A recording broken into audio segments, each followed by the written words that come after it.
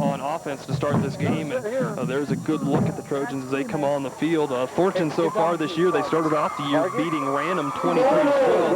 Then they beat Westminster 7-6, so they started out 2-0 but lost their last two. And when you look at who they played, it's probably not surprising. They lost to Fairview 42-14 and then lost to Legacy, as we've mentioned, 21-0. But they were in both those games, Ron, going into the fourth quarter. You're exactly right. Last week against Legacy, it was only 7-0 at halftime. Legacy, of course, leading the Front Range League 5-0. Trojans, they hung with them. They hung with them, just got towards the end, just got tired. And one of the keys that I know we're going to talk about throughout the day for the Trojans is to be able to continue to run the ball into the fourth quarter. Don't let the fatigue get to them. They have to play a full 4 quarters if they want to hang with Rocky Mountain today. Well, the Rocky Mountain defense might see an offense unlike any they see at any other point in the year, because Thornton really runs like a pro set offense. A lot of H-back, one-back stuff. They bring the H-back in motion. They hand him the ball. They throw it to him. That's Matt Stokeland, who was the leading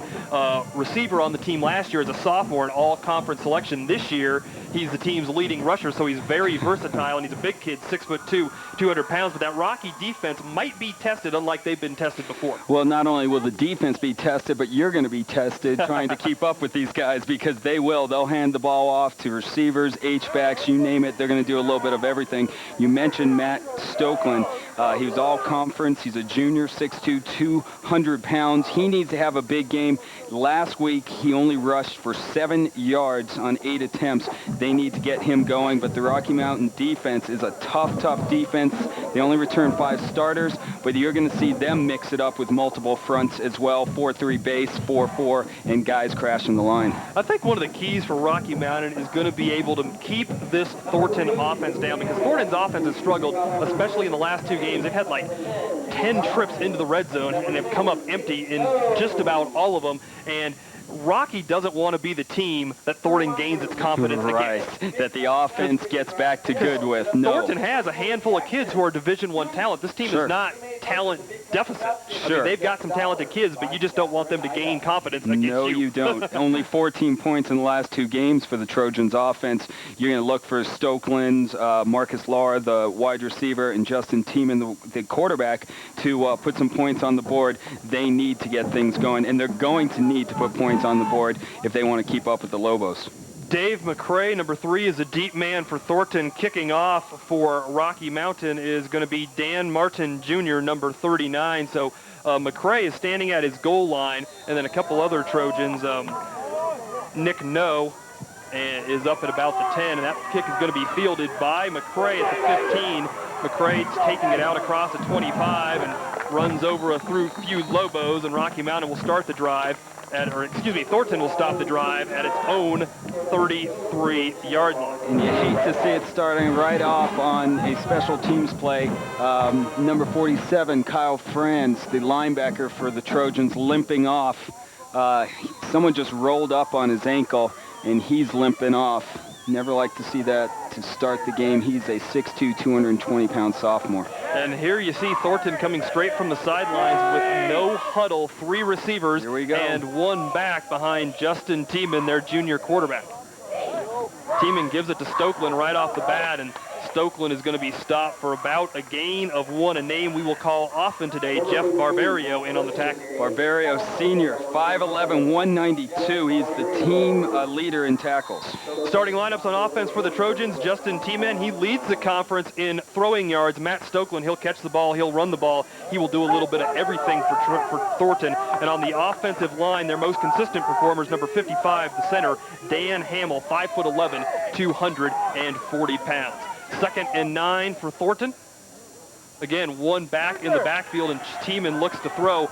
Looks for his tight end at the 42, but the pass falls incomplete. Zach Miller in on the coverage, and it was tight coverage. Very tight coverage. Zach Miller, the junior, just dropped back and was right on top of him as we take a look at the Lobos defense. Tyler Morgan-Morrow is 2nd on the team in tackles with 18. When you look at the linebackers, Jeff Barbario is the team's leading tackler with 27, and the defensive secondary is good. It's headlined by number 8, Tyler Kidd. He has Division I potential. 3rd and long for Thornton, and this is a situation the Trojans would rather not be in. stating the obvious here early at Five Star Stadium. But doing it well. Pitch it to Stokeland, a reverse to Lara. Lara looks to throw. That pass is going to be picked off by Tyler Kidd. Kidd inside the 40, 30, and runs out of bounds at the 25-yard line, and I think you'll tack on another 15 to that. Yes, you will. Nice interception by Tyler Kidd. Trojans try to come out with some trickery here on a 3rd and long. It was a play that just took a long time to get going here, and the pass was just a duck. Didn't get any air under it, and there he is, Tyler Kidd, sitting back, gets the gift, has some nice blocking up front, and he follows that blocking to the sidelines, pushed out about the 22, and then he's going to get a late hit. Tyler Kidd is enjoying that one, the senior, 5'9", 175. His second interception on the season. And they will tack on the personal foul penalty against Thornton, a late hit. And that means the Lobos are going to start the game with wonderful field position. And that is Tom Smales, the head coach of Rocky Mountain, in his 7th year at Rocky Mountain, his 16th overall. And Ron, he's been a little bit everywhere in his coaching days. Yes, he has. I was talking to Coach Smales a little bit about his 3rd season after going 1-9 and 2-8. 3rd season, they turned it around here at Rocky Mountain, 7-3. Split backs behind Alex Nickel. The backs are Scott Verdi, number 24, Nick Lindsay, number 2. And it's 1st and 10 for the Lobos. That's Zach Brent in motion, and they'll give it to Verdi. And Thornton up to the task on Rocky's first carry of the game. Verdi picks up about 2. You know, we've been talking about Nick Lindsay all day, but we'll talk about Scott Verdi, too, a very a strong runner himself. Nick Lindsay over 1,000 yards last year, one of the state's leading rushers this year. He paces that offensive backfield. The receivers, Richardson, Brent, and Williams. Brent's the guy they'll look to for big plays. And along the offensive line, Mitch Walker, 6'6", 305 pounds. You think he'll play Division I football next year? I do. You think they might run up the gut against him? Yeah, maybe. This time they give it to Verdi once again off tackle. Verdi picks up yards after contact, and he takes it inside the Thornton 5 to about the 4-yard line. And the defense for Thornton, Otterson, Capias, Cordova, and Gottschalk along the line. The linebacker corps is paced by Devin Duvall. He leads the team in tackles with 49. He also has 4 sacks. And the defensive backfield might be the strength of this defense. No Johnston and Curtis Wright. 3rd and about 2 for Rocky. Ball inside the Thornton 5. That's Lindsay, and Lindsay is going to be stopped. He's still fighting ahead, and he may have the first down. It'll be close. Nick Lindsay, 6 foot, 190-pound senior, really just fighting for any yardage on that one. I think he is short. It's going to be 4th and 1, and once again, a decision time for Tom Smales. I think they're going to go for it. Well, I noticed on Rocky's stats that they've only made 1 field goal this year through 4 games, so maybe it's not surprising that Tom Smales is going to go for it. He saw his defense play pretty well in the opening possession, so if Rocky doesn't get it, I guess the good news is you'd have Rocky backed up. They give it to Lindsay, and he runs head first off his tackle and in for the score. Just like that, Rocky Mountain gets the ball with great field position. They take it in. Nick Lindsay gets first touchdown. We're going to see it. This is just a simple handoff. He follows the guys up front, and he fights. Those legs never stop, and he gets into the end zone. Touchdown, Rocky Mountain, in a quick 6, maybe 7-0 lead. The Lobos wasting no time in this football game, putting some points up on the board. We're not 3 minutes in. The extra point is good, just barely. Looked like it may have been wide right, but there you get a good look at Nick Lindsay, who capped that drive with a 3-yard touchdown run. And get yourself a drink of water. You deserve it. Yes, he does. Nick Lindsay already has rushed for over 500 yards. He was a 1,000-yard rusher last season. He's picking up right where he was last year, 6 touchdowns on the season. 9:05 left here in the first quarter at Five Star Stadium. Rocky on top of Thornton, 7-0. Timeout on the Subway High School Game of the Week. AT&T Broadband can turn you on to an affordable choice in local and long-distance home phone service. And switching has never been easier. You can even keep your current phone number.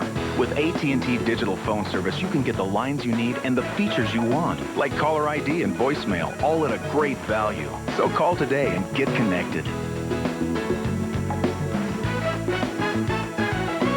AT&T Broadband, cable television, high-speed cable internet, digital phone service. The power of 3. Buddy Holly sang to Peggy Sue, and his legend grew just like Dr. Pepper. Originality lives forever. Let's raise a Dr. Pepper. A taste of originality salutes individuality and gives life a personality. Do what you do. Be you. Nothing's better. Dr. Pepper. 9:05 remaining in the opening frame. Rocky Mountain on top of Thornton by a touchdown and an extra point. Let's take a last look at that scoring drive that was capped by that man, Nick Lindsay. 4 plays, just under 2 minutes. It lasted 12 yards, and Lindsay did the damage on a 3-yard touchdown run on the final play of that drive. A little pooch kick by Rocky is going to be fielded, actually fumbled at the 25. I think Thornton recovered it, though, and it'll be 1st and 10 for the Trojans at their own 35. That's a nice little move there on that kick. You know, all season long we've seen these type of pooch kicks happen, and usually they're on the ground, but this time they get some air under the ball, and it creates havoc as 2 Thornton players are going to run into each other. The ball's on the ground, and you have an opportunity for the onside kick. Nice try by the Rocky Mountain Lobos. Thornton is very lucky that they recovered that ball. Justin Tiemann, a junior, the starting quarterback for Thornton. He leads the Front Range Conference in passing yards on the season. 56 completion and 70 attempts for over 500 yards. This is his first year in varsity, and he is one of the better athletes at Thornton High School, according to head coach Pete Vargas. 1st and 10. This time they fake the handoff to Stokeland. Tiemann trying to get to the corner. Does. He's going to tuck it under and run, and he gets out of bounds at the 34. Positive yardage for Tiemann on what looked to be a busted play. And close to having another personal foul. How many times have we seen this, too, this year, Eric, that the guys are being hit late out of bounds? You're going to see Tiemann. He's got some speed, the 6'2", 170-pound junior. He's just going to take it outside. Nice fake, the pump fake. He's across the line, but still, keep faking. A lot of times guys will go for that fake. You might be 20 yards downfield, and they still go for the fake. He also stars on the Thornton basketball team and the baseball team. Apparently, he is a great third baseman for the Trojan baseball squad. 1st and 10. Tiemann gives it to McCray, and McCray gets nothing on the play. He is bottled up by that Rocky Mountain defense. Leading the charge on defense for Rocky was Tyler Morgan-Morrow. And there you get a good look at Thornton head coach Pete Vargas in his 3rd year, his 5th overall, played high school ball here at Thornton, was a high school All-American, too small to go Division I, went to Fort Lewis, tore up his knee, and came back to Thornton to be an assistant coach, was a head coach at Alameda for a few years, and then finally returned to Thornton 3 years ago, and he is slowly and surely turning this Trojan program around. We'll talk more about that later in the broadcast. 2nd and 10 for the Trojans. That's Marcus Lara, number 12, in motion. Tiemann trying to get some time. Doesn't have it, and he'll be sacked. Sacked by Kyle Stewart. The Lobos come with the blitz there. Kyle Stewart, he just waited and then busted through the middle. As you take a look, just a 4-man rush, little delay. He goes around the outside, and he's right there to take Tiemann down. Big sack for the Lobos. That will be Stewart's 3rd sack of the season. He had 2 last week, Eric, against Northland. Tiemann had no chance on that, and Stewart, 6', 205, showed some pretty good explosiveness along that defensive front for the Lobos. Tiemann throws a screen to Stokeland. Stokeland makes a cut and a spin. He'll pick up short yardage on 3rd and long, and that's going to bring up a punting situation for the Trojans. Stokeland, we mentioned, was the leading receiver for the Thornton Trojans last year, so you're going to see Tiemann going to him several times throughout the game. They move him from receiver to H-back. I don't want to call him a running back because they'll do a little bit of everything on offense. But once again, the Lobos defense stops the Trojans right away, and they're forced to punt again, and the Trojan defense is going to have to come up with a big stop. And we have a penalty flag on the play. This probably will go against Thornton and back the Trojans up even further. dangerous position right now for Thornton with you've already given the Lobos great field position. You're down 7-0. We have a false start against Trojans. Yet to get a first down, and you're punting the ball away. There's a lot of pressure right now on this Trojan defense to make a stop because they don't want to get down 14-0, and then you're fighting your way back with an offense that seems to be struggling at this point. Thornton star receiver Marcus Lara does the punting duties, and he brings in a high snap, and receiving this punt is Sam Cade, number 22, kind of bobbles off his hands, and Thornton's on that football. Just a critical special teams turnover by Rock. Exactly, just what you needed. Pete Vargas is on the field going crazy. The coaching staff, that's exactly what the Trojans needed. Huge play. I think Vargas could have got a tackle there as he ran out and grabbed several of his players. Special teams always the key, and let's take a look at it. Kind of a low line drive punt, and you always talk about punt returners being able to catch the ball, and that time Cade was in between catching it and just letting it go. And I guess rule number one for a punt returner is make a decision and stick with it. That's right. And maybe his indecision cost him there. If you have indecision, get away from it. Run away. Just get away from it. You saw it cost him this time. The opposite of swarm? That's right. Tiemann hands it off to McCray. McCray finds some room along the left side. He takes it for 7 yards down to the 40. And we have an update down on the field. Let's check in with Rachel Taylor. Rachel? All right, thanks, guys. I'm just down here on the Thornton sideline. Big play right there. I do have an update on sophomore linebacker Kyle France. He has a high sprained ankle, really wants to get back in the game, but it's all just going to depend on his threshold for pain. So that's the update, and back to you guys. How's your threshold for pain right now, Ron? Well, when I ran up from the cricket couch up here to the booth, my threshold was limited at that point. So is that Took a lot pain out or of me. endurance? It could be a little bit of both. The endurance turned into pain. McCray picks up one or there. lack thereof. McCray picks up one there on second down. Jeff Barbario, number 27, once again in on the tackle. 5'11", 192-pound senior. Versus Northland last week, he led this team with 6 tackles, and as we mentioned, he leads the team overall with 27, probably closer to 30 now as we've played about 7 minutes here in the first quarter in five-star. The anchor of the defense, without a doubt, number 27. Well, Thornton is 0 for 2 on third downs. This time they have a more manageable 3rd and 2 on tap. They give it to McCray, and if he can get to the outside, he'll move the chains. He does, as he's run out of bounds by a couple Rocky Mountain defenders, Tyler Kidd and Morgan Morrow on the tackle, but not until McCray picks up 5 and a first down for the Trojans. That is exactly what they needed, and they're breaking it up a little bit. It's not just Tiemann, it's not just Stokeland. McCray's getting involved, and that's really what they need. We haven't called Marcus Lara's name yet. Watch for the receiver here in the next couple of plays.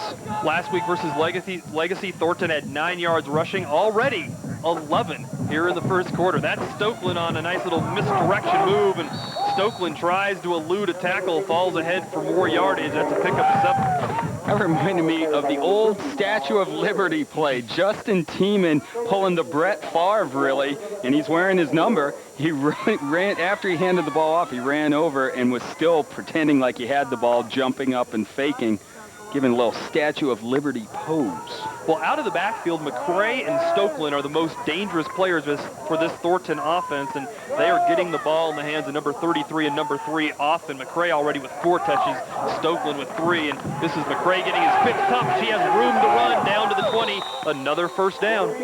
Travis Carr saved a touchdown on that one. The linebacker for Rocky Mountain just made the tackle before McCray was into the end zone. Take a look at it, just a nice little delay counter, and he, well, you had a couple of Lobos there, but still a nice tackle.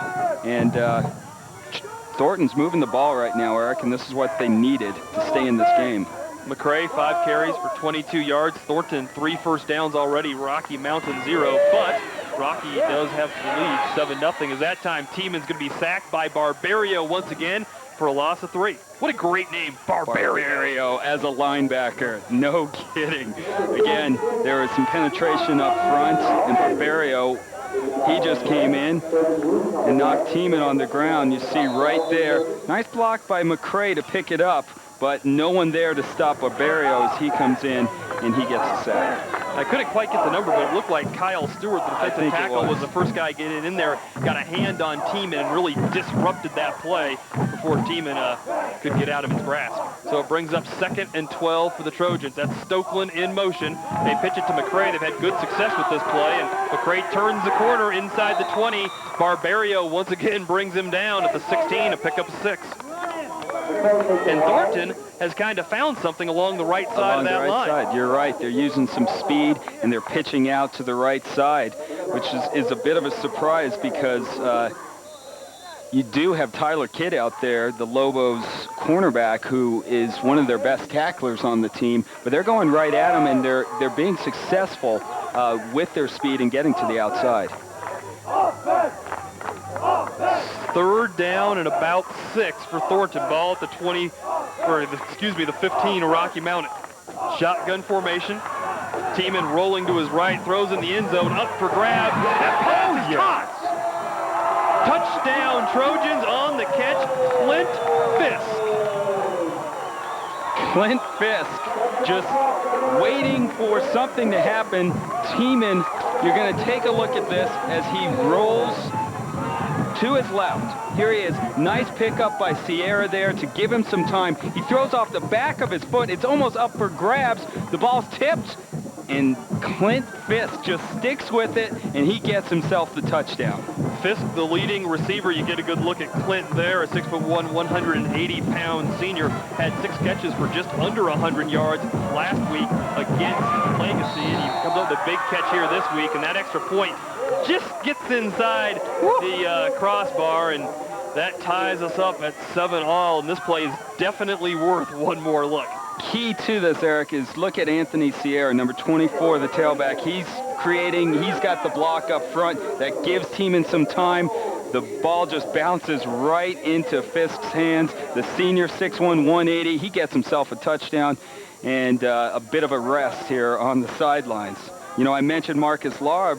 He is a huge target, 6'3", 195, but Clint Fisk, 6'1", 180, is pretty good size for a wide receiver as well. Well, Lara and Fisk are 2 pretty good wide receivers. They played a lot last year as juniors, and like I said, this Thornton offense is definitely potent, and one thing we should add is after struggling in the red zone all season long, that time they get it to the 15, and they convert. 8 plays, 4.5 minutes, and it lasted 47 yards, and it was a nice mixture of both the run and the pass. That's what Thornton needs to do to be successful. Very balanced, but once again, you're coming from the key play so far of the game is the punt that was fumbled and that gave the Trojans this opportunity. So they capitalized. They did exactly what they needed to do.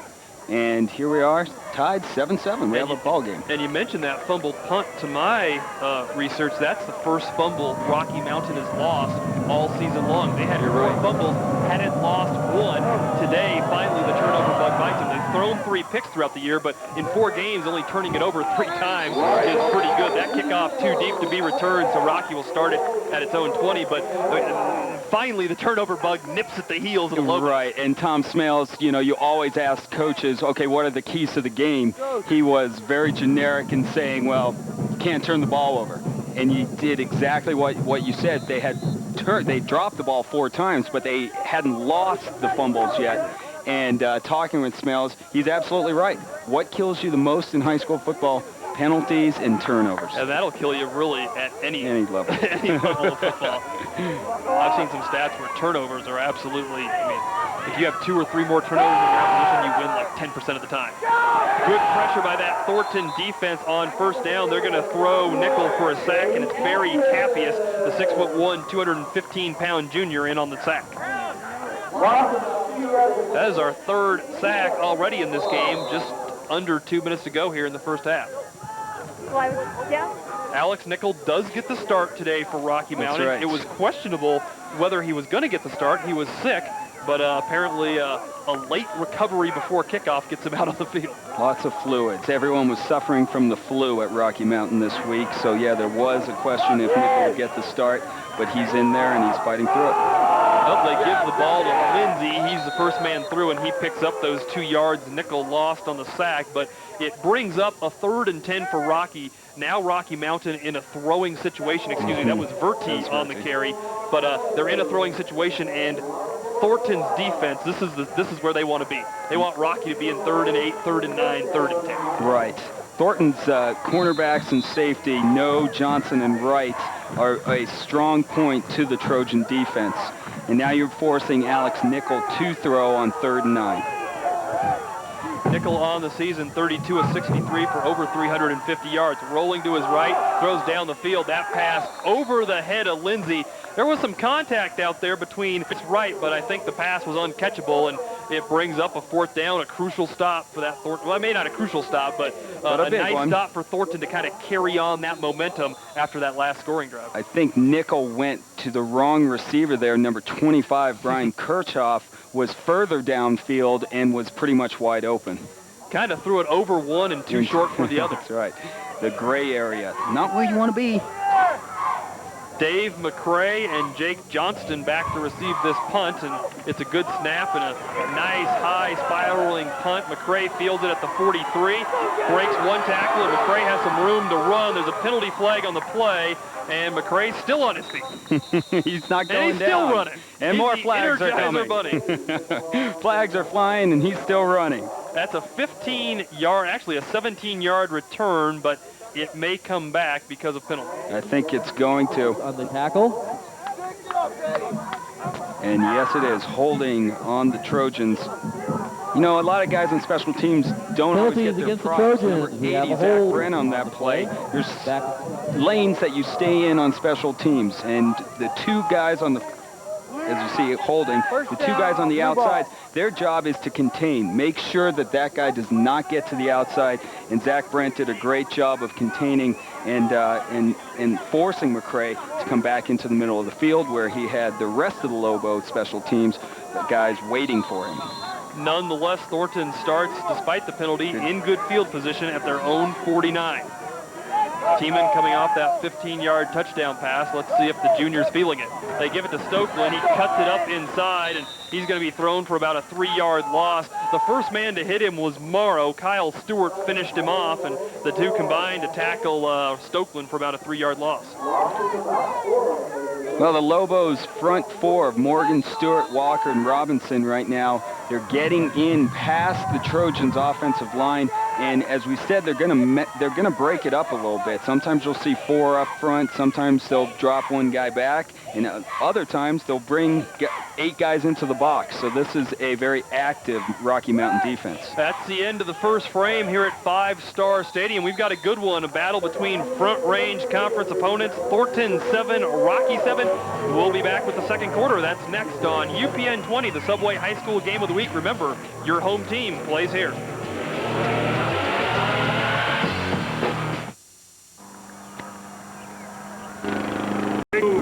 Now, introducing Cricut. It's Cricket's famous unlimited calling, along with these calls, all for $99 a month, plus 500 minutes of anytime U.S. long distance available free. Get started with $100 off this Nokia phone, or $50 off any other phone. Full wireless for details. Wherever BIS takes you, First Bank is there. The mountains, in the city, all up and down the Front Range. First Bank puts you in charge. With competitive rates, easy to help your business grow. You get personal attention for all your business needs. So bring your business banking to First Bank. First Bank, the color bank for you. First Bank, check them out. High school football fans, I want to tell you, Meadow Gold Dairy and Viva are proud sponsors of high school football. Look for Meadow Gold and Viva products in your local dairy case and frozen food section, because you and your family and our crew deserve delicious. Once again, the ice cream never got up here. On 2nd and long, Thornton gives it to Stokeland, and he takes it back to the original line of scrimmage, a 3-yard gain, and it brings up 3rd and 10 for Thornton. Stokeland, 4 carries for 7 yards, so another tough start for number 33 for Thornton. There's Jeff Barbario, 27, coming in. He forces Stokeland to go along the left side, and a good recovery by Zach Miller to switch over and come in on the tackle. Center Dan Hamill could have got credit for that tackle, too, as he put a big hit on Matt Stokeland. 3rd and 10 for the Trojans. That was Laura moving past Tiemann. Tiemann back to throw. This play is coming back. It's going to be a false start against the Trojans, and that'll back them up another 5. So far, 4 penalties for Thornton, 35 yards against the Trojans. Well, that'll come back and haunt you. We saw it last week. George Washington had a commanding 26-7 lead at halftime, but they just let Lincoln hang around because of penalties. 7-7 our score just early on here in the second quarter, and while we have a moment, let's send it down to Rachel Taylor on the sidelines. Rachel? All right, thanks, Eric. I'm down here on Rocky Mountain sideline, standing with Rocky Mountain Athletic Director Brent Hardy, who actually just saved me from a bee sting, so thank you, Brent. Now listen, I know that you've got a lot of talented athletes at Rocky Mountain, but I know academics plays a big role too. Yes, it does. You know, we really pride ourselves. Our teachers work hard. Our coaches work hard with the athletes. 2 years ago, Rocky Mountain was had the most state champion academic teams in the state of Colorado. Boy, that is outstanding, because we all know how hard athletes work, but of course they are in school for academics. Yes, that's true. That's their primary reason for being in school. And the amount of time that they put in and then to come up with those kind of grades really says something about our kids. All right, well, thank you, Brent. Enjoy the rest of the game. Thanks, Rachel. Back to you guys. Well done, Rachel, and both these schools really put a hard emphasis on academics, and that's really what you'd like to see from both the administrations, teachers, coaches, everybody involved. You're right. The Lobos star player, Nick Lindsay, he carries a 4.0. Nice job, Nick. Laura with kind of a wounded duck as a punt. However, it does get a nice Thornton bounce, and that punt will travel about 28 yards with no return, and Rocky will start at their own 27. Did you ever carry a 4.0 there, E? Like in 5th grade. When it was like satisfactory, was E for tough. excellent, S for satisfactory. They got all E's. Yeah, because they thought they were just putting... That's right. That's right. 1st and 10 for Rocky. Our score 7-all here in the second quarter at Five Star Stadium in Thornton. Time of possession so far has been dominated by the Trojans. In the first quarter, Thornton held the ball for 7.5 minutes as opposed to only 4.5 for Rocky. So that defense and the Thornton offense has done a good job getting the ball out of that Rocky Mountain offense hands as Lindsay picks up about 3 on first down. Lindsay, 3 carries, only 7 yards. Verti, 3 carries, 9 yards. Nichols been sacked once. So that Thornton defense, which has been a little maligned in its last 2 games, giving up over 600 yards rushing, has gotten off to a good start. Well, the home team definitely plays here as the Mountain West Conference gets going on UPN 20. Immediately following our game, Air Force versus Utah today at 1 o'clock. All Air Force does is win. Undefeated Utah coming off a 10-7 loss at the Big House. That should be a great game this afternoon. Sports fans, you might as well just turn your TV to UPN 20, take the batteries out of the remotes, or just pull the knob off the TV, because all your sports is right here. You got the Mountain West, you got live high school football. No one else does that in the state, as well as Nuggets coming up, Avalanche coming up, and how about in the summer, we're going to get some Rockies baseball too. That's right. The home team definitely plays here.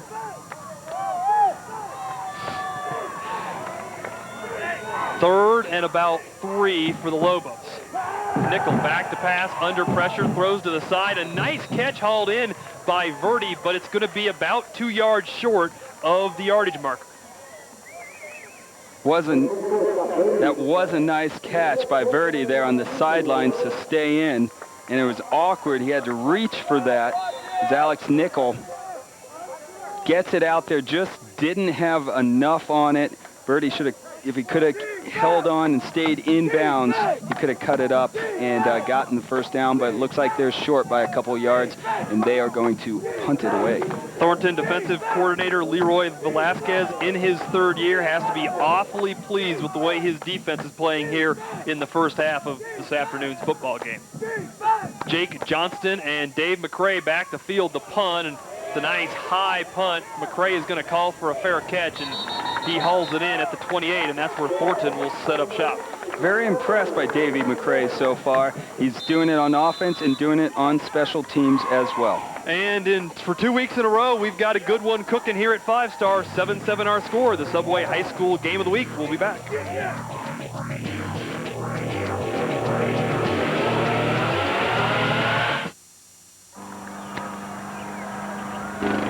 Big news! Now get free long distance from Cricket. Introducing Cricket Talk. It's Cricket's famous unlimited local calling, along with these great calling features, all for just $39.99 a month. Plus 500 minutes of anytime U.S. long distance available each month free. Get started with $100 off this Nokia phone or $50 off any other phone. Cricket, comfortable wireless. See store for details.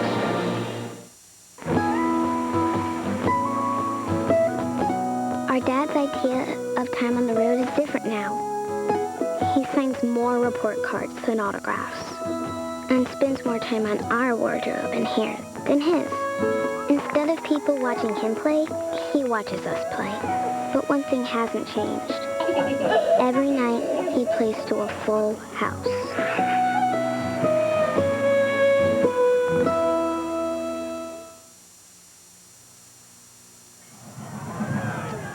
Welcome back to 5 Star Stadium. We're deadlocked at 7 apiece. About 2.5 minutes gone by here in the second quarter, and everybody is enjoying the action here in Thornton Young. Another beautiful day for high school football. The field's in great shape.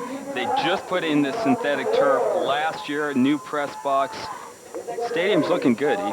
This is one of my favorite stadiums to come to, no doubt about it. What a great place to watch high school football. That's Stokeland on a little misdirection in the backfield. He's hit hard first, and he will be stopped for no gain on the tackle. Zach Miller. And let's check in once again with Rachel Taylor. All right, well, thanks, Eric. I managed to steal one of the coaches from Rocky Mountain off the sideline, Randy Glue, who is the freshman coach for Rocky Mountain. Now, Randy, I understand you're without 4 very good players who are freshmen on varsity.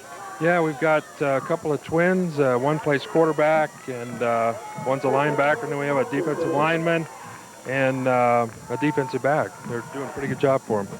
So are you really missing them on the freshman squad then? Yeah, we miss them. Actually, we didn't even have them from the very beginning. They were out there on the varsity, working with the JV and the varsity from the very beginning. So we haven't even had them on our practice field. Wow, so the future for Rocky Mountain looks bright. Looks very bright. All right, well, thank you, Randy. And another interesting fact I want everyone to know about Randy, he played at my alma mater, the University of Wyoming. So go Pokes! Hey, Eric, he mentions the twins, Jared and Jacob Houghton, I'm sorry. Jared and Jacob. The freshman quarterback, Jared, he would have been playing if Alex Nickel couldn't go today, and who was suffering from the flu. So it's very atypical to have 4 freshmen on your senior squad. And it's not a done deal that he still won't see action. If you're suffering from the flu, you never know when it's going to come up and bite you. A strike from Teeman to Lara. It's a first down, and you'll add 15 on top of it. We see another late hit. What a great pass by Teeman, though. Right on the money to Marcus Lara. We told you he was going to get involved. Nice target when you're 6'3", 195. From the shotgun, they like to run Teeman outside. He stops and just throws a bullet right on the money. Marcus Lara with a nice first down pickup. Lara's a great story as a freshman coming into high school. He was an All-American soccer player at goalie, like as a junior high player. Came to the football team his sophomore year. They said, why don't you kick and punt for us? He said, okay. They realized this kid's got some skills, so they thought, well, let's try you out at wide receiver. So he comes out at wide receiver. Now, as a senior, he's one of the top receivers in the state. Marcus Lara is also being looked at by CSU and Stanford as a wide receiver at the next level. Marcus Lara, what a great story. That's Dave McCray driving ahead for 2 on first down. And continuing with Lara, this is a guy who broke his foot not once, but twice. Once in football, and then once on the track. And the only reason he was running track is he has 4.7 speed, and he'd really like to get that down to 4.6, 4.5. If colleges, Division I colleges look at him, the one thing that they might have a question about is that lack of speed. If he can get down to a 4.6 or 4.5, standing 6'3", 200 pounds, he would become a much more desirable college prospect, and he's already, as we mentioned, being looked at by Colorado State and Stanford. Stokeland breaks a tackle, and he will not get back to the line of scrimmage as he loses a yard. I'm trying to get my speed down to a 5.6, 5.7, that area. I think that'll really push me over the top, too. Maybe not. Once again, 3rd down now. A 3rd and 8. And Ron and I would like to thank Dillard's for their support. Be sure to visit Dillard's for today's fashion for the entire family. And if you watch the cricket kickoff show, I am sporting my Dillard's tie today. Thanks to the people at Dillard's. Shirt. I think we're heading over to Dillard's after the game, so look out, people. We're coming. High time in the city. That's right. I lived the crazy life. 3rd and 7. Tiemann trying to roll to his left, trying to buy some time. Finds Fisk. He breaks a tackle and will pick up the 3rd first down at the Rocky Mountain 30. That's a completion of 12 yards, and that's Fisk's 2nd catch of the afternoon. And that was all Fisk picking up the first down there, because when he caught the ball, he was about 4 yards shy. Again, a tough pass by Tiemann rolling out, but right on the money. If they make the tackle right there, they don't have the first down. Fisk stays on his feet, nice play, and then continues to drive before shoved out of bounds. Fisk, the leading receiver on the Trojans this season. That is his 16th catch. He now has 257 yards on the season and a couple scores. 1st and 10 for Thornton. Play action. Tiemann at Stokeland out of the backfield. Nice catch, and Stokeland takes it ahead inside the 25, and I think we have a roughing the passer penalty on Rocky. Add another 15. Rocky had better pull themselves together. You can see Tom Smales on the sideline is not a happy man. That's going to be roughing the passer as we take a look at it. Tiemann, nice fake and good throw, and then he just gets driven to the turf, and there's a reason that Matt Stokeland was their leading receiver last year. He can catch the ball. Nice catch. We mentioned his versatility. Stokeland has yet to get it going running the football. 6 carries for 6 yards, but he does have 2 receptions for 11 yards. That is the 5th first down for Thornton this afternoon. I believe Rocky is still searching for its first down, and I'll tell you what, you see a Thornton coach kind of holding his hands above his head. I think that's head coach Pete Vargas clapping and encouraging the troops on the sideline, and why not? Thornton has come out and really won this football game through the first 15, 16, 17 minutes of action. That's right. They've been the better team. If you look at how the Lobos scored, they just had, Tom Smales knows it too. That basically says it all. I mean, he just couldn't get in, and, you know, the only scoring for the Lobos came from great field position.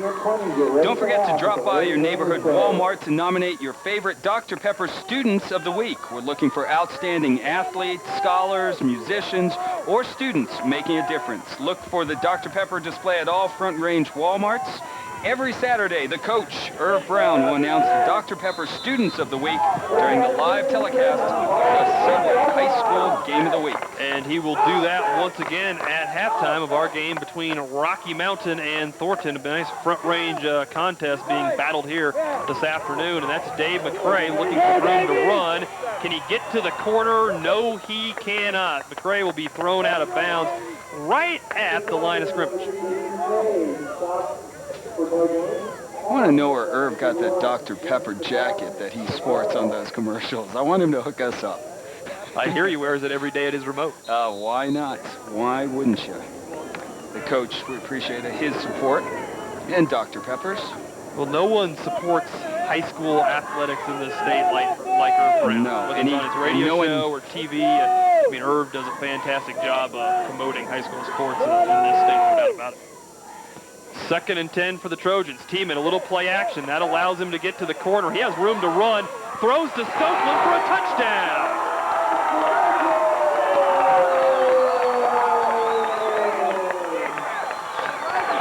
13-7, Thornton on top of Rocky Mountain. I'll tell you what, I thought he should have ran the football, took a chance, gambled, but he came up with money. Nice play fake again, and Tiemann outruns the defense. You see Barbario there running for him. Great pass again, rolling out to his right, and there was pretty good defense. Tyler Kidd had the coverage on Stokeland, but again, Tiemann puts the ball right where it needs to be. Touchdown, Trojans. Here's the extra point by Marcus Lara, a much better kick as it almost takes out our cameraman. We might get a replay of that as that came right into your living room. Our director, Steve, I think just had a heart attack when he saw that one coming. Hey, it's insured, and our cameraman, he's still up. Give us a wave. Yeah, well, what does a camera cost? Like 10, 15 bucks? Come on. Yeah, right. Yeah, you can get those at, any electronic store, right? There he is, Spence. Spence, next time I'd like to see you catch the ball and then make some moves, all right? Yeah, yards after the catch, right? We have another look at the play from Tiemann to Stokeland. This is Tiemann's second touchdown toss this afternoon, and the play action really bites in Morrow, and he was able to get to the corner, and Tiemann just throws a bullet. Stokeland makes a nice catch, and I'll tell you what, Stokeland, they want to get the ball in his hands at least 18 times. There's a stat that Coach Vargas quoted to me this week. When he's touched it 18 times or more, we've won. In our 2 losses, he's touched it like 8 and 10 times. They need to get the ball in the hands of number 3. They're doing a good job of it here this afternoon. Stokeland, 3 catches, 23 yards, 6 carries for 6 yards. And the scoring drive took 9 plays, time 2:41. They went 66 yards, and they have the 14-7 lead after being down 7-0. And here's the kickoff return by Rocky Mountain. Room to run for Dennis Majerus as he takes it out across the 30, and there is a flag on the play. Well, right now, Rocky Mountain, they're just killing themselves with penalties, fumbles, you name it. Right now, they need to regroup a little bit. And suddenly, we were talking earlier in the broadcast that it was a huge drive for the, or huge series for the Trojans. This is big for the Lobo defense, or offense, excuse me, to get some things rolling and at least have some sort of drive. Going back to Justin Tiemann, this is his first year playing quarterback for Thornton. He has some pretty big shoes to fill. Matt Gutierrez was the Trojans quarterback last year, a 2-year starter. He was an all-state performer, I believe, as both a junior and senior. Led the state in passing yards last year, led the state in total yards. He's playing down at Fort Lewis, and Tiemann has some pretty big shoes to fill, but so far here this afternoon, Tiemann's making a name for himself. That's Nick Lindsay with his best run of the afternoon, a pickup of about 14, and that is Rocky Mountain's first down of the afternoon. Well, when you need a first down, you need a big drive. Who are you going to go to? Nick Lindsay, right? Ghostbusters? Well, come on now. Nice run. Takes it through the middle of the line, and he's a big kid. You got to wrap up, or he's going to go all the way. Nice run, first down for the Lobos. Well, I think Rocky Mountain is really going to try to establish Lindsay on this drive here. 5 carries, 23 yards, but that was their first down of the afternoon, and this offense just hasn't been able to stay on the field. That's a pitch to Verdi, and Dave McCray drops him for a 2-yard loss. McCray, according to head coach Pete Vargas, is maybe the toughest kid on this team, and tough or not, he comes up with a nice tackle there. When you have 20 tackles already, you got to be tough. And you're going to see there's no one on the outside. Nice contain, and there comes McCray with a big tackle. That's right. You got him, kid. And we have a penalty flag on the play. It goes against Rocky Mountain. It's a loss of 10 more. It appeared to be a holding, so it brings up 1st and 22. 4 penalties, 50 yards against the Lobos. Thornton, 4 penalties for 35 yards. Midway through the second quarter, Thornton on top of Rocky in an upset, 14-7, and the yellow hanky is getting a lot of use here this afternoon. And a lot of airtime, too. We speak about Nick Lindsay and what a great runner he is, but Scott Verdi, number 24, complements him very well, where you can break it up a little bit. Verdi's 6'1", 195, and he can come with it too. And last week, Lindsay went off for 180, but Verdi added almost 100 himself, so it's a nice balanced attack with 2 guys back there that you can switch off with. It kind of seems when Lindsay gets the ball a lot, rushes for 150, 160, 170 yards, Rocky Mountain is at its best. when he doesn't get it going like he did against Oberlin, 20 carries for 40 yards, the Lobos struggle, and that pass falls incomplete. Verdi could not handle the pass from Nickel, and it brings up second down now and 26. And that had the making of a huge play. They sucked the entire Trojan defense over, and Verdi, if he could have made that catch, he would have had a lot of green grass in front of him. Remember, register to win a free phone and service for a month from Cricket. Tune in every week for our live drawing. For your chance to win, just go down to your local Cricket store and register. It's that easy. This week's Cricket kickoff winner is Travis Wilcox. Well done, Travis. Congratulations from Cricket Communications and UPN 20. Free cell phone, free service for a month. Can't beat that. Verdi took that handoff ahead for about 5, and it brings up a 3rd and 21 or so for Rocky Mountain. And once again, I mean, kudos to this Thornton defense. They've given up over 600 yards rushing in its last 2 games. But today, this has been a different defensive team than Pete Marcus has seen the last couple weeks. And they try to bring a little pressure. Lindsey gets it on the draw. He cannot elude the tackle of Angelo Fabino. He stops Lindsey for about a 5-yard gain, well short of the first, and once again, Rocky has to punt. Angelo Fabino, number 1, the linebacker, 5'8", 187. Nice tackle. You know, they took the safe approach here, the Lobos did, without trying to risk making a mistake when you need 25-plus yards. And now they're going to try to punt and play for field position. And as you saw right there, with 4:24 left here in the second quarter, and Rocky Mountain forced a punt, concern setting in on some of the faces of the Lobos. McCray's going to let that one go. No, he picks it up, and he's going to be stopped for no gain. Great coverage down there by Majerus. And our score 14-7, 4:10 left. Podcast of the Subway High School Game of the Week is brought to you in part by First Bank, the Colorado bank for you. AT&T Broadband, bringing you one connection with many possibilities. Cricket, proud to support high school football, its schools, players, coaches, and fans. Subway, for fresh, healthy value and custom-made sandwiches, come into Subway. And by Dr. Pepper, be you, do what you do, Dr. Pepper.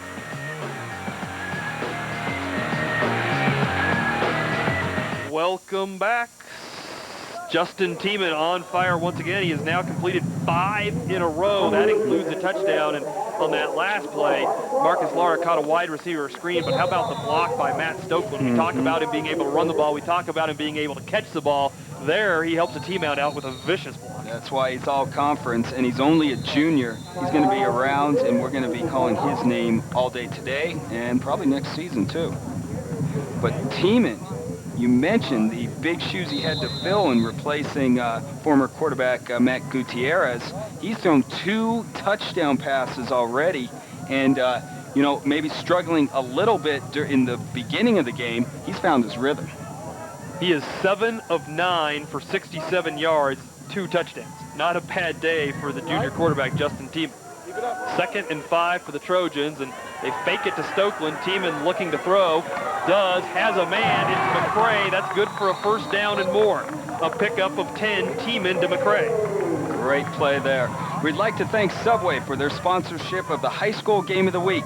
The next time you're hungry, be sure to stop by Subway and try the Sweet Onion Chicken Teriyaki. Oh yeah, sweet and sour taste featuring chicken breast strips, onions, lettuce, tomato, green peppers, olives, and teriyaki glaze.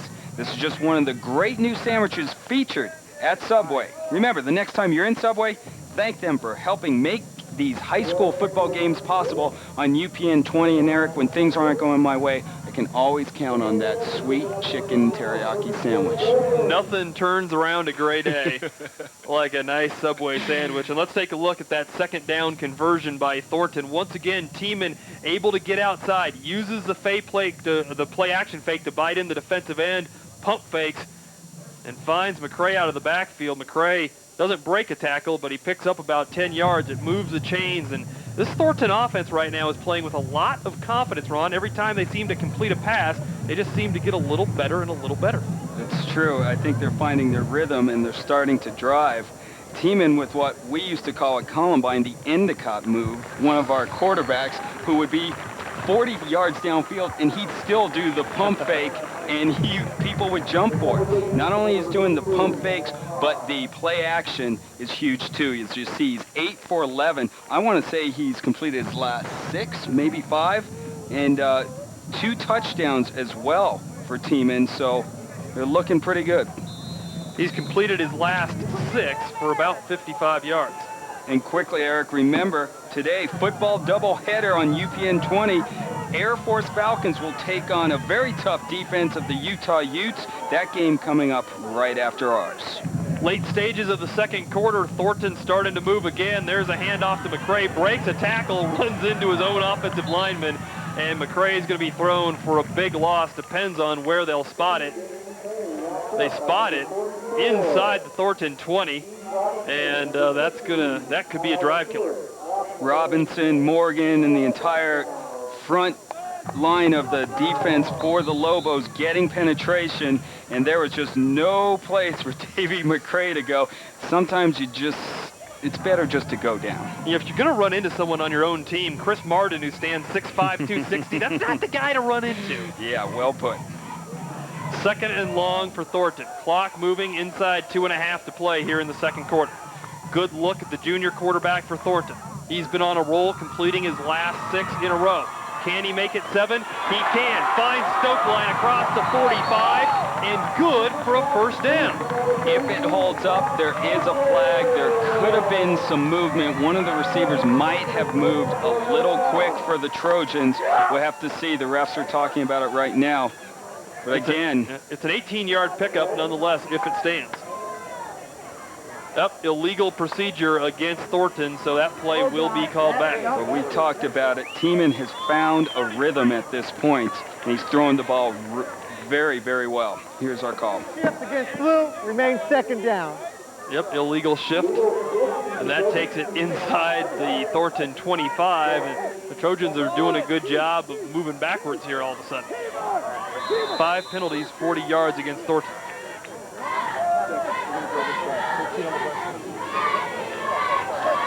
Well, maybe this is what that Rocky defense needs to kind of get into this football game. They've had trouble stopping this Thornton offense outside of maybe the first possession or 2 of this game. And maybe Thornton's helping out that Rocky defense by committing a few penalties here, something for the Lobos to build on. Under 2 minutes to play. Teeman back to pass.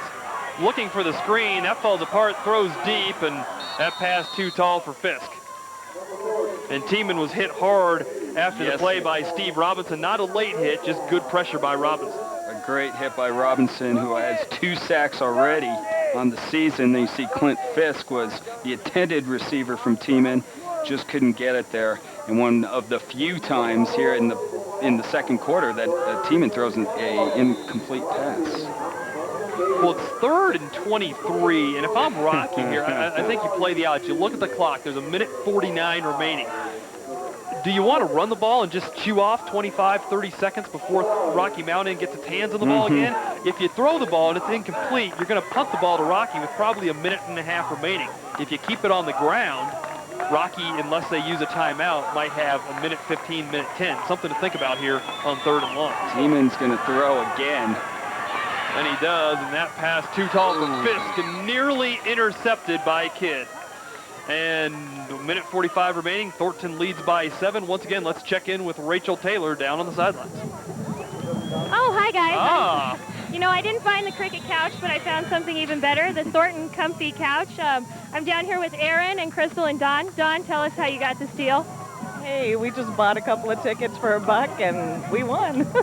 You know, this is a pretty good deal. They feed you. You get to sit in this nice couch the whole game. You know, the cricket couch, I don't know where it is, but I certainly found a nice couch down here. Back to you guys. She's going to be there all game. Well, she looks so comfortable. I think they're docking her pay for today's work. Nice punt by Laura there, as it will be downed at the Rocky Mountain 36. And like I said, with about 1:30 left here in the second quarter, Rocky gets its hands on the football. Well, Rocky Mountain came after that punt, and they almost blocked it. When you're that far deep in your own territory and it's 4th and about 30, They wanted to send everyone. They're still going to have decent field position as we have only a minute 31 left in the first half. We'll see if Alex Nickel can get things going for the Lobos offense. And I think there's a penalty against Rocky on the punt return, and Thornton is going to decline it, so they're going to take their chances with 91 seconds left and Rocky at its own 36. While we have a moment, I just want to remind you, don't forget to order a copy of today's game. It's just $19.99 plus shipping and handling. All you need to do is call 1-800-USA-TAPE. That's extension UPM. Make sure that you specify today's date and get yourself a copy of the Subway High School Game of the Week. As a team, Rocky comes into today's game averaging over 177 yards rushing per game. So far, the Lobos have 38 with 91 seconds left in the first half. And there's a fumble by the Lobos, and Thornton has it at the Rocky Mountain 32. Wayne Kemper, I think, got the ball on that one. Big number 53. No, it's not Randy Gradishar. It's Wayne Kemper who gets in there and makes the big fumble recovery. The sophomore, 200 pounds, 5'11". This is exactly not what the Rocky Mountain Lobos needed. A fake here, a miscommunication as he tried to get the ball to Nick Lindsay. And right there's Wayne Kemper to jump in a huge turnover for the Lobos, and a great opportunity for the Trojans here with only 1:26 left. As you see, 2 turnovers already for Rocky Mountain. Thornton does have one. They threw an interception, but that's the second fumbles lost, not only in this game, but in this season for Rocky Mountain. Tiemann looks for big yardage right up the bat, and he can't believe it. Stokeland, one of the most sure-handed receivers on the team, drops. Guess it can happen to anybody. It sure can. But another opportunity for Thornton, and Matt Stokeland's kicking himself on that one. He might have jammed his thumb on that catch. He looked to be in a little pain there running back. Another bullet by Tiemann hits him right in the breadbasket. And Stokeland, he might have been hit somewhere else. Yeah, that could have been a little lower. That's where I'll leave. That might not have been his finger. Oh, that's never funny. Under a minute and a half to go here in the second quarter. Thornton up by a touchdown, and the Trojans are looking for more. They're the underdog in this game, yet they're not playing like Tiemann stands in under pressure, and that pass is picked off by Tyler Kidd inside the 10. Kidd, room to run outside the 30 to the 32, and there's a flag on the play. It could be roughing the passer against Rocky. If that's the call, Thornton will get the ball back. Tyler Kidd already 1 interception on the day. He wants 2. Oh. It's going to stand.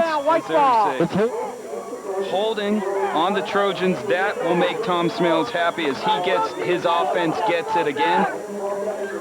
Let's take a look at the replay. This time I think Justin Tiemann just went to the well once too often, threw it deep, and there was no one there, just overthrew his tight end, David Hill, and a nice interception here by Kidd. Nice return, his second of the day. Kidd is just a playmaker. He's all over the field. Well, the teams now each have 2 turnovers, and Verti finds it tough sledding against that inspired Thornton defense. Barry Cappius, number 91, coming out of the bottom of the pile, and Verti stopped for no gain. Well, we're in the hurry-up offense as the clock continues to tick down under a minute. And this Thornton offense, the Rocky Mountain offense right now, Eric, they just don't seem in sync. And we talked with Coach Smales at the beginning of the game about some of the keys to their success today. And of course we said running the ball, but controlling the line of scrimmage. And right now the guys up front are not getting it done.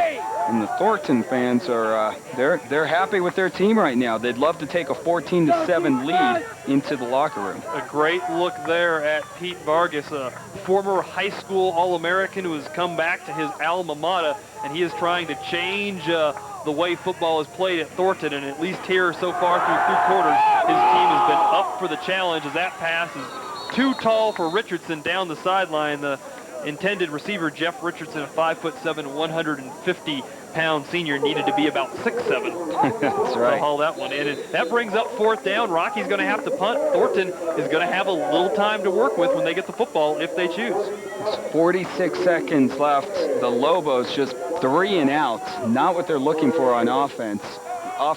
They just don't seem in sync at this point. And Tom Smales is not happy. And Pete that Vargas man is happy. They got that right. He's enjoying it. Well, and he would love to take a 14-7 lead. The reason why Rocky is out of sync, they have 13 carries for 38 yards. They're averaging under 2 yards per carry. And in this team's 3 wins, they average over 250 yards rushing per game. Well below that, and another booming punt by Martin. Oh, man. That's a 68-yard punt. And a penalty flag on the play. We'll see what that's all about. Well, much like last week, both teams being penalized heavily. Last week, I think we had 25 or 26 penalties in the game between Lincoln and George. And already today, I think the 2 teams have combined for at least 10 that counted, and I think they've each declined 1 or 2. Rachel Taylor told us earlier that the injury at the beginning of the game to Kyle Franz, this is why special teams players are always tough kids. He was back out there on that last punt. Hey, a high ankle sprain isn't going to keep a sophomore. You know, when you're, 16, 17, your recuperative powers are like Superman. Now, if you or I had a high ankle sprain, we'd be out of business for about a month. I'd still be down on the cricket couch. I couldn't have got up to the press box. Or on the White Thornton couch with Rachel Taylor. Apparently, that's where she's spending all her time this afternoon. Have to see if we can get some work out of her today. Well, what do you do here? 36 seconds left. You're up 14-7, and you have the ball. Well, they're going to bring it back now after the penalty. Back against blue. First down, blue ball.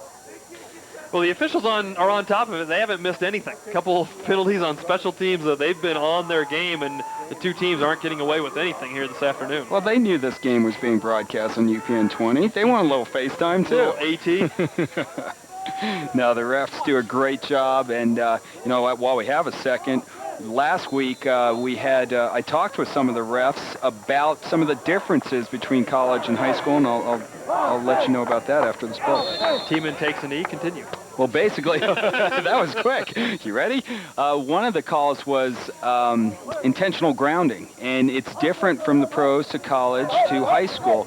In high school, intentional grounding can happen anywhere. It does not matter if you run around and you're outside the tackles. It doesn't matter if you are just dropping back. Wherever you are on the field, if you throw the ball away, either out of bounds or into the turf, it's intentional grounding.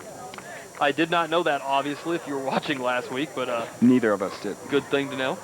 Why would I admit that? Steve, can we edit that out? Yeah. All right, maybe later. This is a tape delayed what? I thought I could say anything. The magic of television.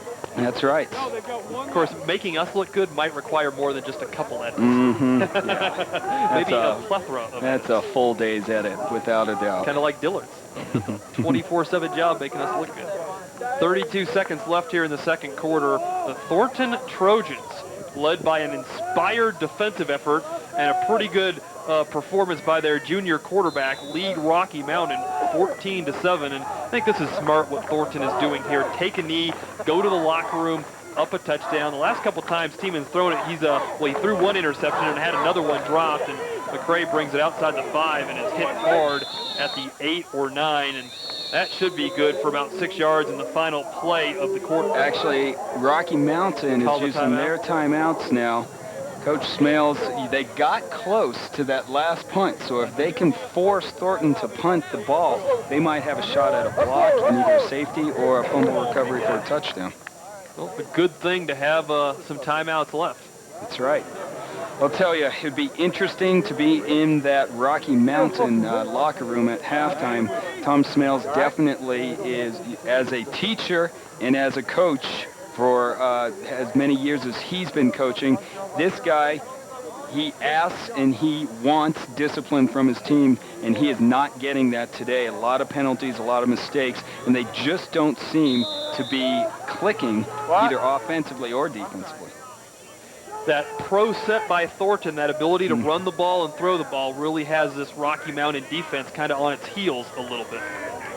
3rd and about 5. Tiemann takes a knee, and the clock continues to run, and I think that's going to be good enough for both teams to head to the locker room. So our score at the half is going to be 14-7. Thornton over Rocky Mountain. Rachel Taylor is trying to get a word in with head coach Pete Vargas. I believe she has him, and he ought to be a very happy head coach. Let's send it down to the field and Rachel Taylor. All right, well, thanks, Eric. I am standing here with head coach of Thornton, Peter Vargas. Coach, tough loss last week, but gosh, you've got to be excited about your team's play so far this game. Well, we came out right before kickoff. I said we play with emotion, and we play like we know how to play. Good things are going to happen. As you see, we played the first half with a lot of emotion, and we keep the ball out of those two guys' hands. If we're on the offense, we're going to be okay. All right, well, thanks, Coach. I'll let you get back in the locker room. Thank you. All right, I got to head back to the couch, so back to you guys. Yeah, Rachel, you've been working too hard. Why don't you take a seat, have some R&R. Relax a little bit. Ron and I will start doing a little work Here, I'll run down some water for you, too. But where do you think they get that emotion and adrenaline from, Eric? That Peter Vargas is just, he's an emotional guy and a happy guy as he takes a 14-7 lead into the locker room. Well, that might be the best half of football Thornton has played this year. Our score at the break, 14-7 on the Subway High School Game of the Week. We'll be back with more. It's halftime at Five Star Stadium. Timeout on UP. The home team plays here.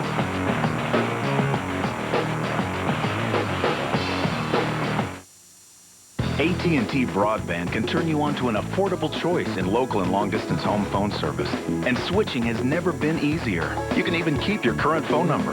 With AT&T Digital Phone Service, you can get the lines you need and the features you want, like caller ID and voicemail, all at a great value. So call today and get connected. AT&T Broadband, cable television, high-speed cable internet, digital phone service. The power of 3. You're on the go. You have things to do. And First Bank is there for you, with free checking for a year. And the convenience of a First Teller Visa check card. And over 170 free ATMs. When you need help, First Bank is there. First Bank, the Colorado bank for you. First Bank, check them out.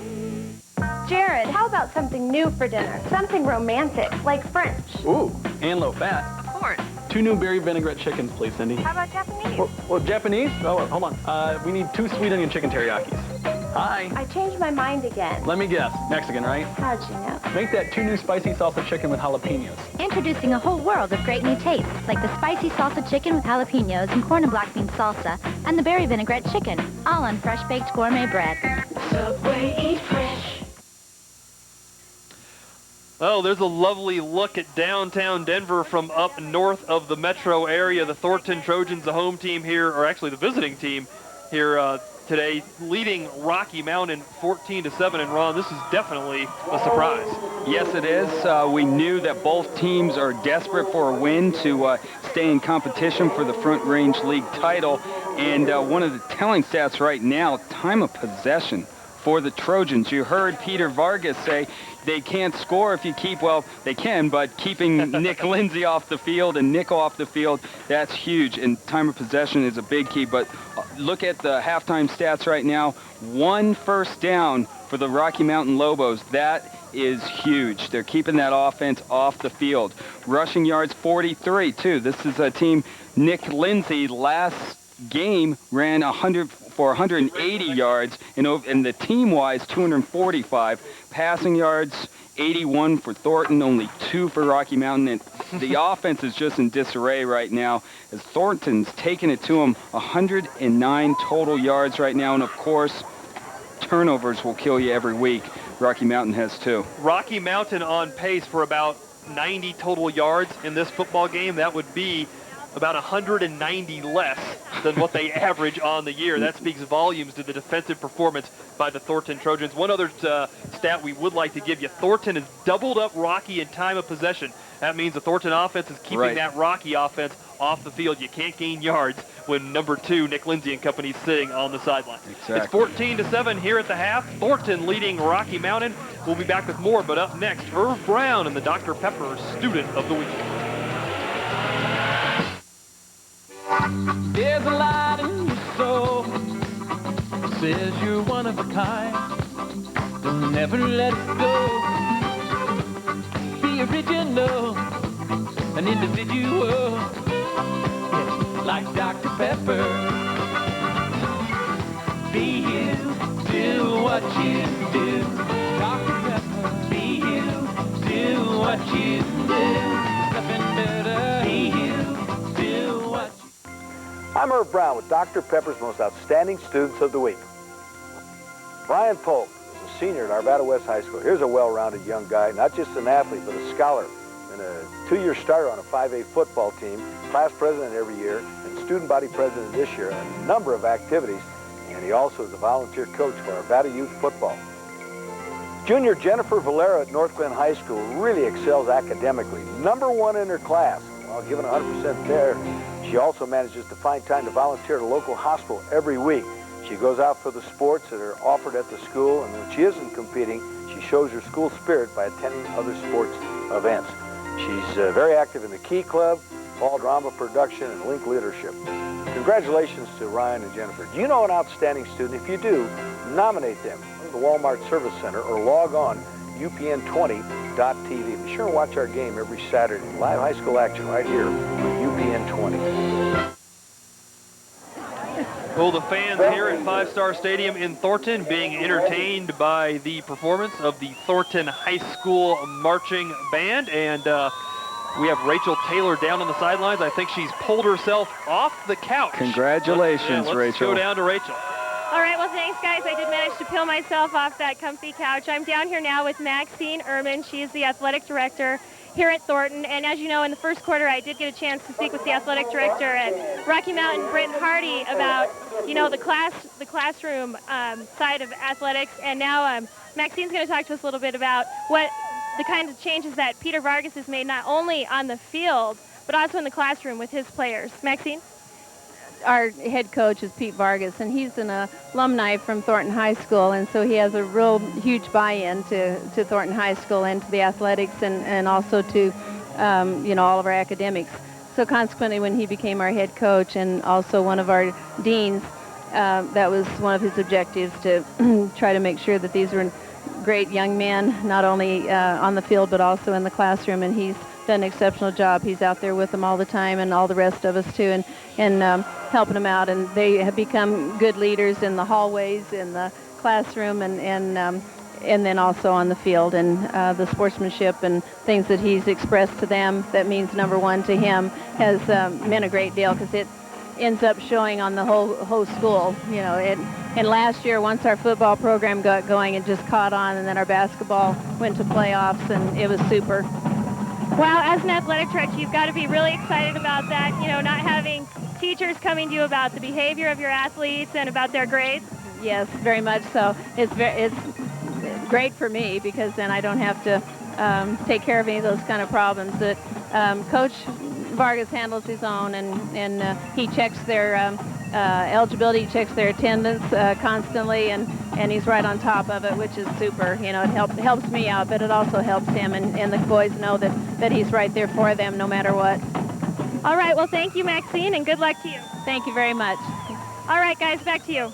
Thanks a lot, Rachel. I have one more thing to add. Coach Vargas requires that the football players sit in the first 3 rows of every class they take. So he's trying to build this program by starting with academics and character and hoping that translates onto the field. Now he's trying to put in place a weight room in the summer program that's going to make Thornton competitive once again in the front range. And this guy, you know, 2 years, or back in '96, he was the 4A Coach of the Year at Alameda. And Alameda, as a Jeffco guy, has never been a football powerhouse, to say the least.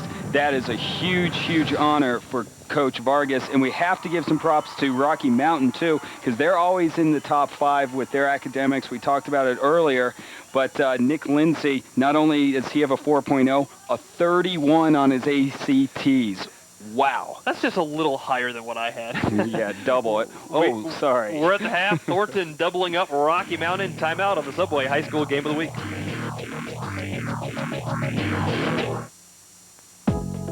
You're on the go. You have things to do. And First Bank is there for you, with free checking for a year. And the convenience of a First Teller Visa check card. And over 170 free ATMs. When you need help, First Bank is there. First Bank, the Colorado Bank for you. First Bank, check them out. New Honey Bunches of Oats with strawberries. We want everyone in America to try it. You try new Honey Bunches of Oats with strawberries. We took the combination of honey oat clusters and flakes and added slices of real strawberries.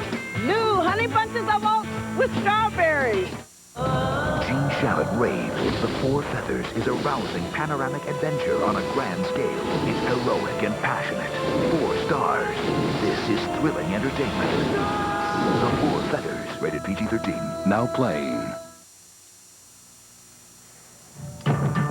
Welcome back to Five Star Stadium. The Thornton Marching Band continuing to work hard on this beautiful Saturday afternoon. There you get a good look at, would that be a percussionist?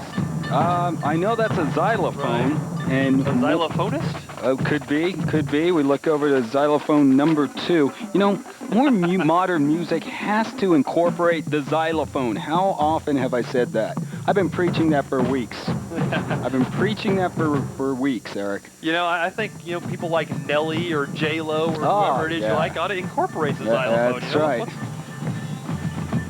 Nice work there, though. What a beautiful day for high school football at a great stadium, Five Star Stadium. We mentioned that the field is brand new this year. The turf is great. That synthetic turf takes a beating, and you know, playing at Jeffco for years with so many schools there, the grass just takes a big time beating. It's tough to keep that up, and we're in a beautiful press box too that unfortunately they rebuilt last year because of a fire that took place, an arson fire, and but it's a great stadium and a great day for high school football. First half highlights. Pretty heavily slated on the Thornton side. However, Rocky got off first in this game. Nick Lindsay with one of his few bright spots in the first half, kind of just keeping his footing and barreling ahead for the first score, and that came after a Thornton touchdown, and so that made it, or a Thornton interception, that made it 7-0 Rocky. Thornton would come back, though, and cap on 2 touchdowns. This pass intercepted by Tyler Kidd, one of his two interceptions on the afternoon for Rocky. However, it was Thornton who dominated this football. That's right. You know, we showed Nick Lindsay getting into the end zone, but he worked for it, and that's been about it. That's about all this Lobo offense has done. And you look at Justin Tiemann, who hit one of his 2 touchdown passes. That one, yeah, a bit of luck, but you're going to take it every time. Clint Fisk with the touchdown there. And we're going to take another look. What has been key is these play fakes.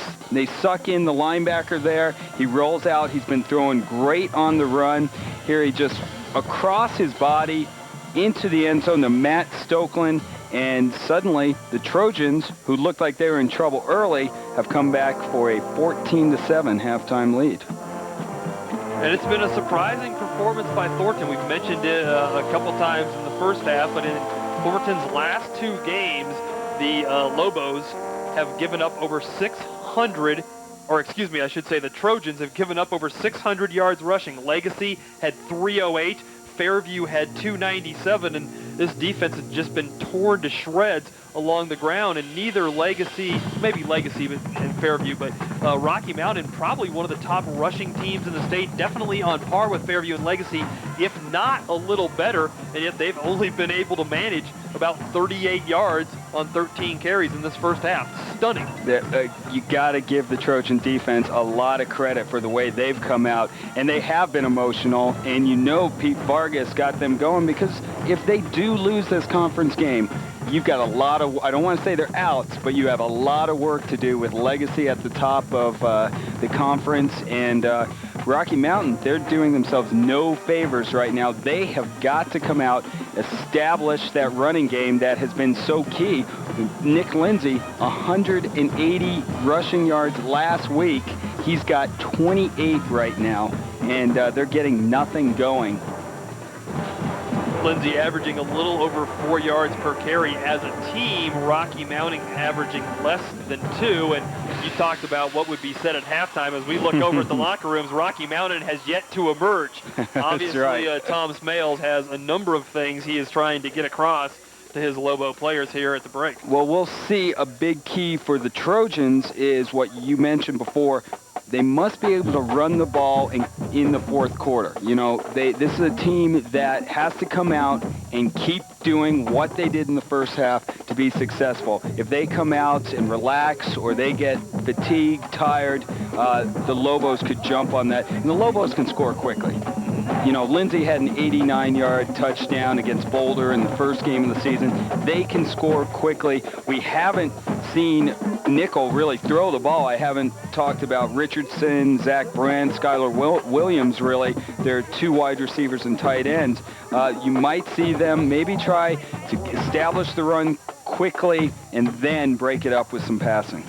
Well, Nichols tried to throw the ball 5 times today, and basically he's been forced to try to throw the ball because Rocky's been behind and they haven't been picking up good yardage on first or second down. Nichols just hasn't been up to the task, only 1 of 5, but we should mention he is suffering from the flu. There was some question as to whether or not he would actually start this football game. You wonder how his health is affecting the passing game, but quite honestly, if Rocky Mountain is forced to pass, they're going to struggle because that's not what they spend their time doing in practice. This is a team that wants to pound you with Lindsay, get Verdi on the perimeter. They've been unsuccessful in that, and anytime Rocky is unsuccessful on the ground, it's probably going to be an uphill battle for the Lobos. You're absolutely right. As you take a look at Justin Tiemann, who has been on fire, the 6'2", 175-pound junior has looked great today, but absolutely, if the Trojans or if the Lobos have to come out and start lighting it up and forcing Alex Nickel to throw the ball is so much out of their game plan, it'll really create a lot of confusion. And again, Houghton is their freshman backup quarterback. You don't want to go to a freshman at this point, but although if Houghton you have to, has seen some time this year, and it came against, I believe it was Fairview. I think so, and he did well. 5 of 7 for 50 or 60 yards, something in that neighborhood. So, and a touchdown. Yeah, he's had some experience against one of the state's better teams, and if they were to go to the freshman, he wouldn't be coming into the game cold a la Robert Hodge for CU a few weeks ago. You had to bring that up, didn't you? Well, you take a look at Alex Nickel. He's warming up. Every intention of starting the second half. That's right. Doesn't look like Coach Smales is going to make the change, but Nickel, you really can't put any blame on him right now because it's the guys up front, the offensive line, that need to control the line of scrimmage. They're not doing it, and that's making it tough for the running backs to do anything. And as we saw stats before, they're struggling to make first downs. They have to go back to basics and just take it one play at a time and hope that they can actually get some things moving on offense. And while we have a second, I think Rachel, nope. And we're at the half, closing in on the start of the third quarter, and the cricket couch appears to be leaving the premises. Well, you're... Go, guys. Again, Thornton 2-2 coming into this game, 0-1 in conference play. A win here over one of the top 2 teams, arguably in the league, puts Thornton at a very good position at 1-1 because they would have a win over Rocky under their belt. And the longer the season goes on, you know, when tiebreakers come into effect, if you've beaten Rocky and you happen to have the same record and you're battling for maybe that second playoff spot in the Front Range Conference, right. I mean, it could be huge. There he is, Coach Tom Smales, and probably needs a throat lozenge after his little halftime speech to the Lobos. See, he wears like the quarterbacks do in the NFL. They can't remember the plays. He's got the plays on his on his wristband there. And I'm exactly sure like a quarterback. That's right. I think I might start doing that with my lineup cards. Just putting them on my wrist, you know, have them there. I'd like to see that look. Yeah. I think Dillard's would as well. That's right. Maybe I could work something with Dillard's where they can make a special shirt. Just you know, don't maybe spill any of that Subway sandwich or Metal Goat ice cream on your plate chart, because then you'll be just screwed. Yeah, that's true. I'd be in a lot of trouble. Well, in high school, things can turn around very quickly. I mean, any pro or college football game, things can turn around. But usually in high school, the first and second half can be completely different games. Don't count the Lobos out yet, is what I'm saying. And the Lobos are going to get their hands on the football first here in the second half. Nice kick by Lara. It's long, deep, and won't be returnable as it goes out of the end zone. So Rocky will be 80 yards away from pay dirt on their first possession here in the second half. And we'll see what they do here if they try to get that running game going, which we all believe that they will. But again, taking it slow, play by play, little successes, as you mentioned. It's small steps. What was that last week? Tigers 10 steps? No, Tigers 10 steps? Or what about Bob? Baby steps? That's right. First and 10 for Rocky, split backs behind Nickel. Two receivers on the far side. They've struggled picking up good yardage on a first down, and they will do so once again. Barry Cappius, a name we've called a couple times, throws Nick Lindsay for a couple-yard loss. Well, once again, the Lobos do that old Dallas Cowboy thing where the offensive linemen walk up and then they'll stand up and come back down. But that just, even a quick handoff like that, they seem to be out of sync. There seemed to be some miscommunication there. Second down and 11, and once again, Rocky might be finding itself in a passing situation. This time, the receivers are split to the near side, but they're going to hand it off to Verti, and Verti gets some positive yardage. Not much, though, a gain of 3, and it brings up 3rd and 8. Again, the 4-4 defense for Thornton right now really taking control of this game. As they did in the first quarter, they're getting penetration, and they're really creating havoc for this Lobo running attack. And what a turnaround it's been from last year. Well, last year, Rocky Mountain beat Thornton 35-20 in a game that was a little closer. It was 28-20 in the fourth quarter, but Rocky Mountain rushed for over 200 yards, and Lindsay went for, I think, about $130. That has not been the case here this afternoon. 3rd and long for the Lobos. Nickel throws deep, has a man wide open. That is going to be a touchdown.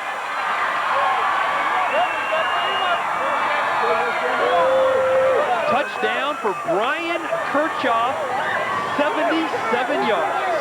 Well, we said they could strike quickly, and that's exactly what Brian Kirchhoff did. Not the picture-perfect pass you want, but it doesn't matter. Alex Nickel has time. He rolls out, sets up, and throws deep.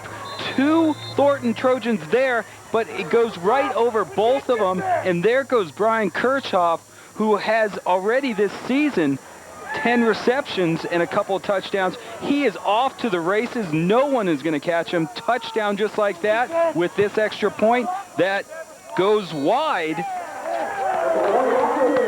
The Lobos they cut into the lead, but the extra point goes wide. 14-13 is our score. But Alex Nickel, the guys up front gave him time.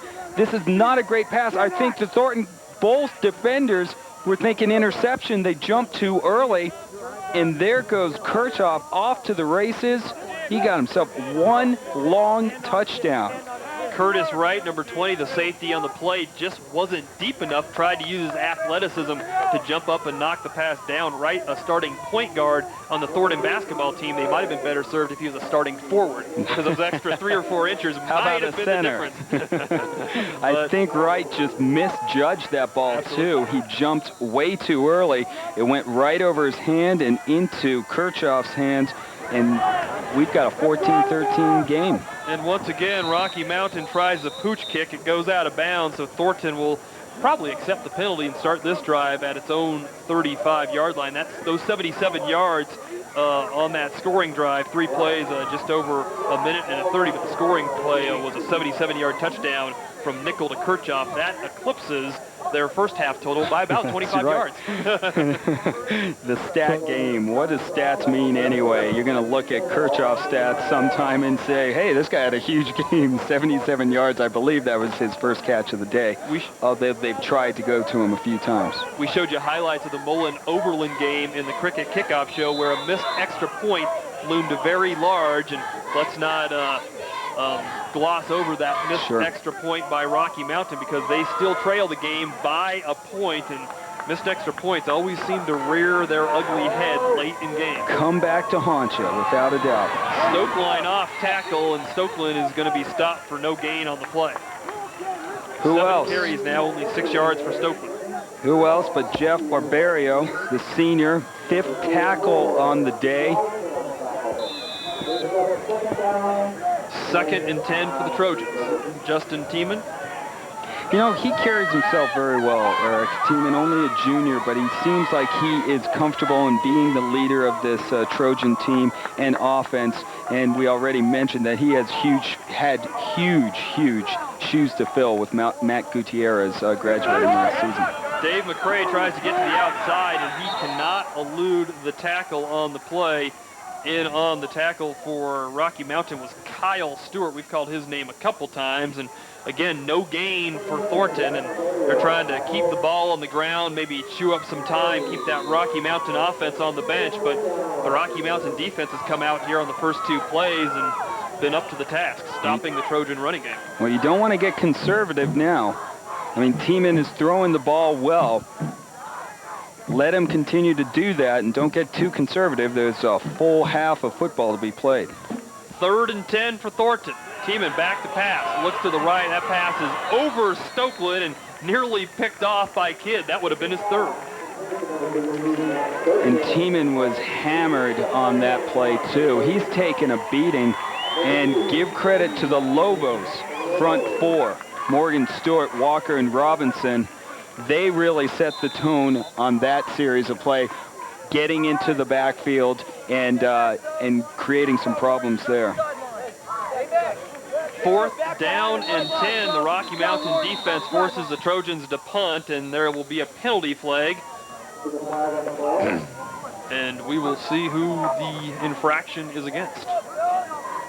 They're discussing it with Rocky, so it appears to maybe be a false start. Illegal substitution against White, 12 men on the field. Actually, Rocky Mountain had 12 men on the field, so another penalty against the Lobos, and it's pretty non-significant or insignificant because it's a 5-yard penalty, and it still brings up a 4th and 5, a punting situation for Thornton. We said Rocky Mountain can strike quickly. Keep your eye on the punt returner, number 2, Nick Lindsay.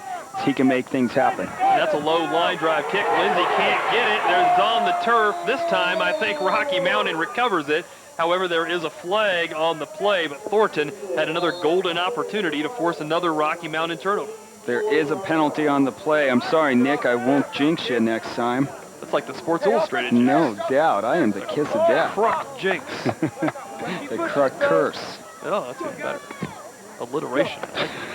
Of course, that would be if Every you spell so often. curse with a K, which of course you don't. That's Correct true. spell with a K, not a C. So. Well, it depends on what newspaper you I saw read. someone spell your name this week, Crunk. Oh, I saw that. Well, it is I get it all. fair catch signal. White remains. But you take it so well. Thank First you. down. Sometimes I feel like a crunk. Let's take another look at this as Nick Lindsay, who's called for for an illegal fair catch signal. I believe that he just threw his hand up, didn't have it up long enough, and then attempted to run with it. You can't do that. 1st and 10 for Rocky Mountain. They trail this football game 14 to 13. That's Scott Verdi on the toss, and Verdi has some decent room to run. A pickup, a 7 for Verdi. Penalties are always a key in any game. Right now, I think the 2 teams have combined for at least 13 penalties and over 100 yards. Rocky Mountain with 7 penalties for 65 yards, and Thornton unofficially with 6 for 50. 2nd down and about 2.5 for the Lobos. That 7-yard run, one of the better gains for Verti this afternoon. Might be his longest gain from scrimmage. You're right. This time they give it to Lindsey, and Lindsey just takes it off tackle ahead for a first down and then some, pick up a 4. 2 nice runs by the Lobos, one by Lindsey, one by Verti, and they're moving the chains. Here's an interesting stat for you. Rocky Mountain has 2 touchdowns. They also have 2 first downs. Go figure. That doesn't happen much. You see Nick Lindsey just following his blocking, and again, keeping the legs moving. He gains another 3 yards just by doing that and lunging forward. Nice run. Marcus Wolf, an injured Thornton player, number 72, 6'3", 290-pound senior, not expected to play today with an injury. He was in on that tackle, grabbing Lindsey by the shoelaces. Luckily, they were tied up. Little wide receiver handoff there to Kirchhoff. He had the 77-yard touchdown a few plays ago. This time, he barely manages to get back to the line of scrimmage. Trojan defense got a little bit of revenge on Kirchhoff after his long touchdown. Gottschalk with a big hit there, number 96. Under 7.5 to play here in the third quarter. 2nd down and 10. Lindsey, the lone running back behind nickel, and we have 3 receivers to the right, and they run it to the right where those blockers are, and Lindsey has room to run out across the 45, and he might be just a little shy of the first down. 9 carries now, 40 yards for Nick Lindsey. Well, the Lobo rushing attack could be getting it in gear. Just a quick pitch to Lindsey, follows his blocking. He's in the secondary, and you got your secondary guys making tackles, Jake Johnson and Curtis Wright there. That's not a good sign. If the Lobos start moving here, you're going to have your linebackers get over there and free up. You don't want your corners and safeties making tackles. Rocky Mountain 1 of 6 on 3rd downs. This time they convert, make it 2 of 7 as Scott Verti picks up big yardage on 3rd and short. A huge hole for Verti on that play. Again, just off tackle, around the side, outruns one of the linebackers. Curtis Wright misses the tackle, and if he could have stayed in bounds, we would have had another huge play and touchdown. Scott Verti, the senior, 192 pounds, big kid. Well, head coach Peter Vargas of Thornton called Verti and Lindsey possibly the best running back tandem in the state. I think some people at Overland might disagree with Quincy Wallen and Aramis Peoples. True. Nonetheless, if they're not the best, there's a short list that they're on as Lindsey finds running room around the left side, breaks tackles inside the 20, a pickup of 21 yards. And suddenly the Lobos offense, they're going to both sides of the field, using the entire field with these quick pitches. You get it to Verti first. Well, why don't we break it up and go to the other side with Lindsey this time. Nice move there, and he cuts it up. You're going to see missed tackles. You didn't see that in the first half. Another missed tackle. Lindsey, big run, and if he could have stayed on his feet, looking at another touchdown. 10 rushes, 63 yards for big Nick Lindsey. 1st and 10 at the Thornton 20. Scott Verti off tackle ahead for 4 down to the Thornton 16. So now Lindsey has 10 carries for 63 yards, Verti 10 carries for 39 yards, and this Rocky Mountain running game is starting to establish itself, and you called it right after half, how times can change after intermission, and right now Rocky Mountain seems to have all the momentum. Well, you have the game plan. You know you have to control the line. You know you have to run the ball. I'm sure that Coach Smales preached, stick with the game plan and keep running. 2nd and 6. They give it to Verti, and Verti is going to be stopped for a loss. Devin Gottschalk was one of the gentlemen in on the tackle. Rob Cordova will get credited for a tackle as well, and that brings up 3rd and long now. And I'll tell you, what we've seen of the field goal kicking unit for Rocky Mountain, if Thornton's able to hold here, I don't know what Rocky does, because a 30, 35-yard field goal might be a pretty big challenge for Rocky Mountain. Sure, it could be a little too long. They've only hit 1 field goal this season. They're 2 of 7 on 3rd downs. They give it to Lindsey. He fights ahead, fumbles it. It's on the turf, but Rocky Mountain recovers. Nick Lindsay has had a case of fumbleitis here this afternoon. Credit the Trojan defense for trying to make something happen. The guys up front, again, have some penetration. We're going to take a look at it. Just a straight handoff. He cuts it back, and the guys just strip the ball. Nice strip there, and oh, man. Dave McCray had a golden opportunity to pick it up. Yes, he did.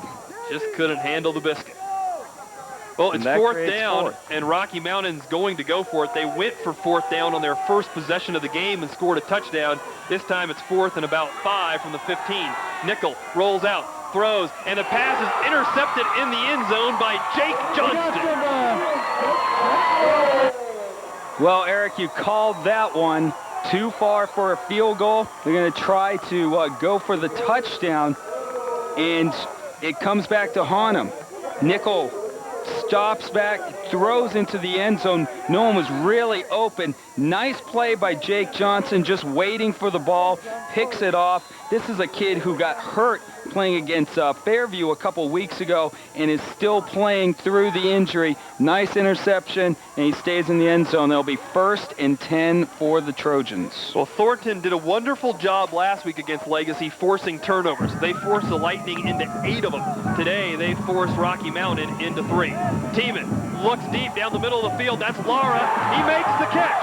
Lara with, I was going to say 1 man to beat. It turned out to be about 5. Nonetheless, a big gain right off the bat for the Trojans.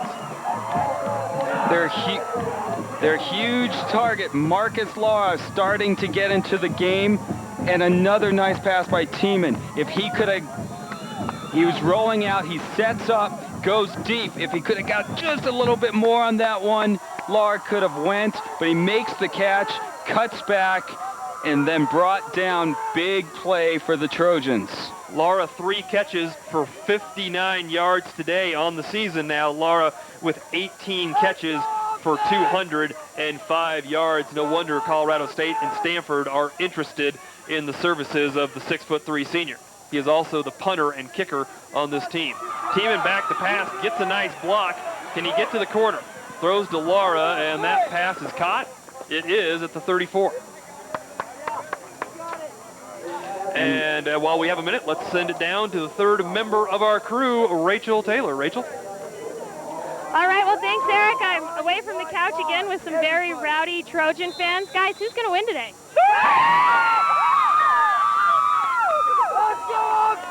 Apparently, these girls do this every game. They're not in a pep club or anything, just out here showing their school spirit. Can you do a cheer for us? All right, back to you. Oh.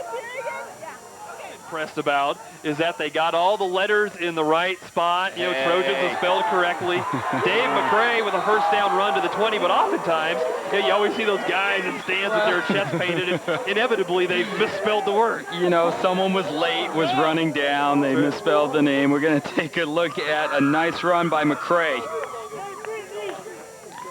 As I believe they were a little late on the cheer. They did get it in, as you could hear, but there's Dave McCray, just room to run right up the gut. You're right, and a huge hole to do so. He wasn't touched until he was about 8 yards down the field. 1st and 10 for the Trojans. Ball just outside the Rocky Mountain 20. Tiemann under heavy pressure. Looks for Lara. Lara goes up and can't bring it in.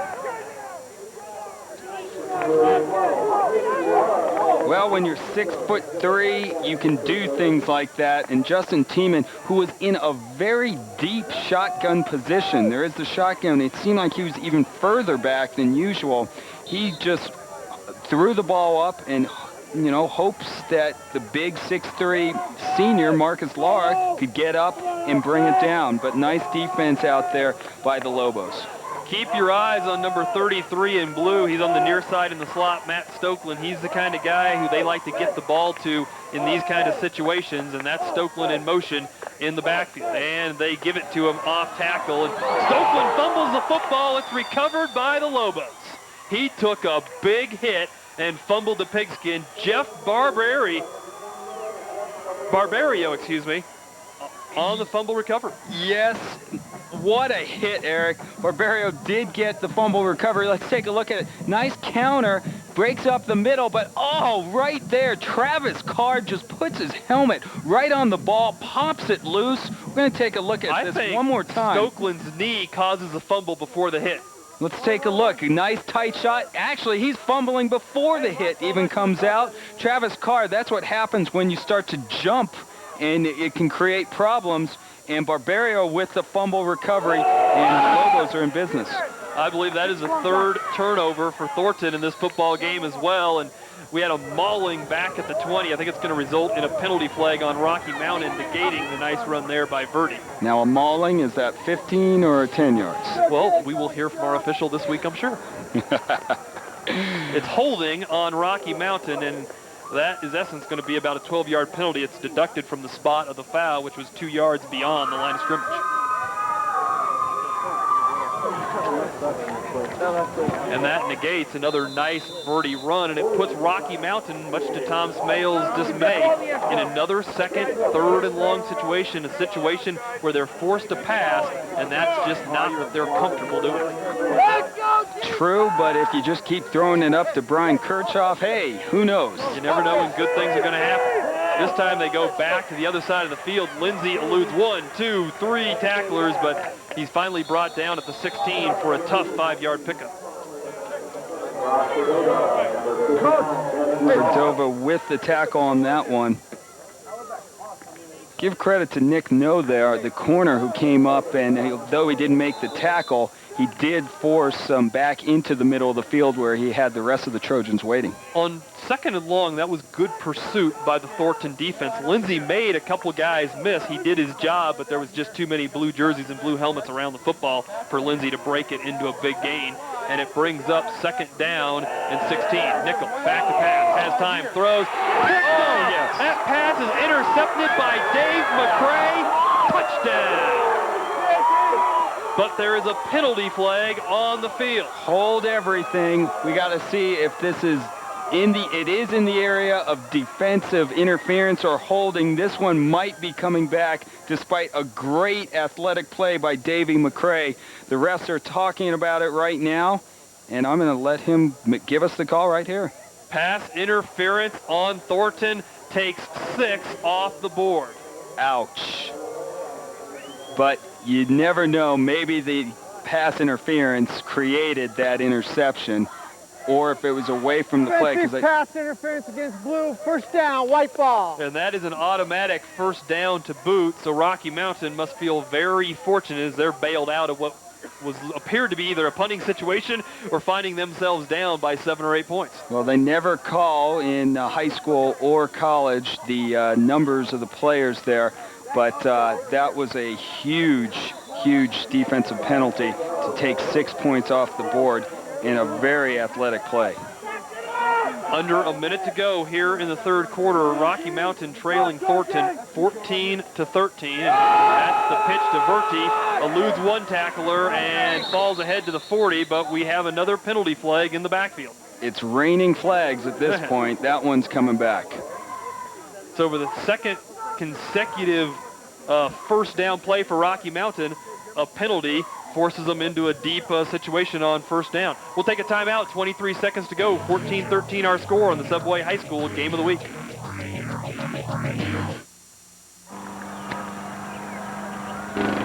Big news. Now get free long distance from Cricket. Introducing Cricket Talk. It's Cricket's famous unlimited local calling, along with these great calling features, all for just $39.99 a month. Plus 500 minutes of anytime U.S. long distance available each month free. Get started with $100 off this Nokia phone or $50 off any other phone. Cricket, comfortable wireless. See store for details.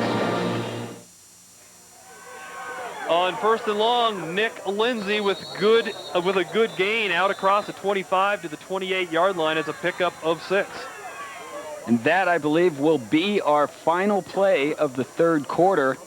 Again, Eric, anytime you miss an extra point, it can always come back to haunt you. Ask Overland against Mullen on Thursday. They missed an extra point. I'm not sure how. There was conflicting reports, but they missed it, and it came down to basically, instead of having a tie game, they had to try for the game-winning field goal, and they missed. Thornton clinging to a 1-point lead. We enter the final frame here at Five Star Stadium.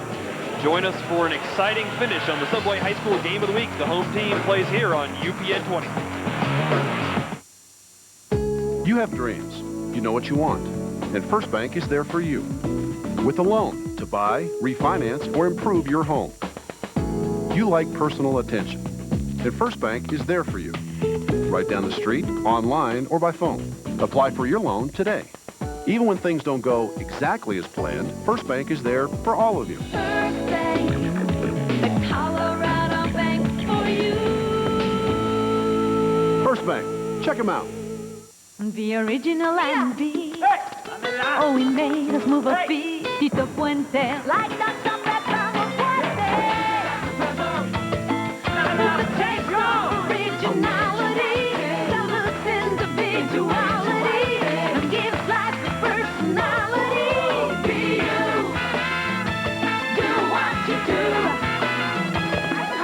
Be you, Dr. Pepper.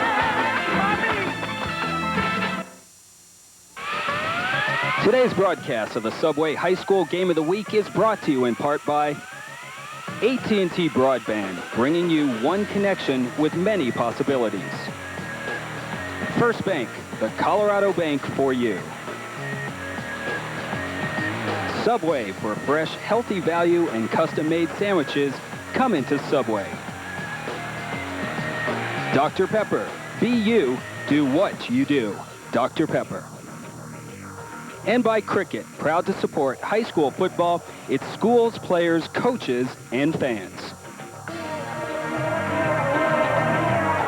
Welcome back. This is the beginning of the fourth quarter. Second down and 13 for the Rocky Mountain Lobos. They trail Thornton by a point. Nickel under pressure. He's going to be sacked for a loss at the 22-yard line. Rob Cordova in on the sack. He was assisted on the play by Juan Huerta. Cordova just got himself in there. This is a guy who has 11 solo tackles and 3 fumble recoveries on the season, creating some havoc. Nickel tried to do everything he could to get away, just couldn't do it. And Eric, a huge turnaround here in the second half. When we mentioned that time of possession going into halftime was Thornton had 15 minutes time possession compared to Rocky Mountain's 8:44. Well, they basically evened it up here in the second half. 17:32 to 17:26 is the time of possessions. Third and long. Rockies had trouble trying to convert third downs earlier, only 2 of 9. And Nickel finds his intended receiver. That's Zach Brent at the 36-yard line. That'll be 5 yards short of a first down and brings up 4th and 5. It's the first time that we've called number 80, Zach Brent's name, for a reception. Again, Nickel, they've got him rolling out a little bit here. He stops, throws, and the nice catch here by Brent on the sidelines to stay in bounds. He just slides in. In high school, you just need 1 foot, just like college, or knee. And now we're going to kick it away. Dan Martin Jr. averaging 48 yards per punt, only coming in. His average on the season was about 30. He is liking the turf here at Five Star Stadium. McCray picks up that punt inside his own 10, and he tries to return it and can't get anywhere. So Thornton is indeed going to be backed up here on their first possession of the fourth quarter. Well, after some nice punt returns earlier, David McCray probably should have let that one go into the end zone. 14-13, Thornton leads Rocky Mountain by a point. Fourth quarter action coming up on the Subway High School Game of the Week. AT&T Broadband can turn you on to an affordable choice in local and long-distance home phone service. And switching has never been easier. You can even keep your current phone number. With AT&T Digital Phone Service, you can get the lines you need and the features you want, like caller ID and voicemail, all at a great value. So call today and get connected. AT&T Broadband, cable television, high-speed cable internet, digital phone service. The power of 3. Jim! Hey, Mikey. Here's our TV, 57-inch widescreen. Looks even better than last week. Can we take it home this time? Therein lies the problem, Peter. The minute we take it home, I'm going to see it on sale. You know, with Circuit City's Price Match Plus, you don't have to worry about that. Huh. Don't worry, take it home. Because if you find a lower price within 30 days of purchase, we'll give you back 110% of the price difference. Circuit City, we're with you. Does this mean my video game system can come home too? We are back on the Subway High School Game of the Week. We've got ourselves a grappler, folks. 14-13. The Trojans from Thornton just holding on with 10:54 left to go. Rocky Mountain is on defense, and you see Coach Vargas getting his guys on offense ready to go. Justin Tiemann has really had a huge game. Well, coming up after the Subway High School Game of the Week, we will switch over to Air Force and Utah. A nice Mountain West game on tap. That'll be joined in progress after the Subway High School Game of the Week. We've got a good one brewing here between Thornton and Rocky Mountain as Dave McCray fights ahead across the 10 for a pickup of 3 to the 12. So if you're waiting for a great Mountain West matchup, Air Force and Utah, hang with us. It's a good game here between Thornton and Rocky Mountain. We'll get out to Utah as soon as we can. Air Force, what a great story so far. Undefeated. No one thinks that they can do it. I think they were picked last in a couple of publications. Oops. All they do is win. Fisher DeBerry does a great job. 2nd down and 7 for the Trojans. Important drive here for Thornton, maybe to move the chains and just change around this field possession as McCray bounces off one tackler and fights ahead to the 15. McCray with another 3-yard pickup, and it's going to bring up 3rd down and 4. And I think it's critical that Thornton pick up this 1st down. We're at Five Star Stadium here in Thornton, Colorado. 14-13 our score. The Trojans trying to pull off the upset against the 2nd place team in the Front Range Conference, the Rocky Mountain Lobos. But 3rd and 4, they really need to move the chains here, take some time off the clock, and not give Rocky Mountain the football in good field position. Stokely in motion. Tiemann pitches it to McCray, and McCray eludes Barbario, but he can't elude a 2nd and 3rd tackler. He is dropped for about a 2-yard loss. McCray doing everything in his power to get any type of yardage there, but had no blocking up front when Barbario got in and created some havoc there. Davey McCray is playing well. He was their leading rusher last week against Legacy, Eric. He only had 19 yards, but that's still, he's a playmaker, and they keep trying to get the ball into his hands and have him create something. Well, one of the things Pete Vargas would like to do with this Thornton team is, I guess, increase their ability to run the football, as Nick Lindsay calls for a fair catch at the 48, but on that drive, they were not able to run the football effectively enough to move the chains and keep the rock. Correct. 8:53 remaining here in the 4th quarter at Five Star Stadium. Thornton leads Rocky Mountain 14-13. Timeout on the Subway High School Game of the Week on UPN 20.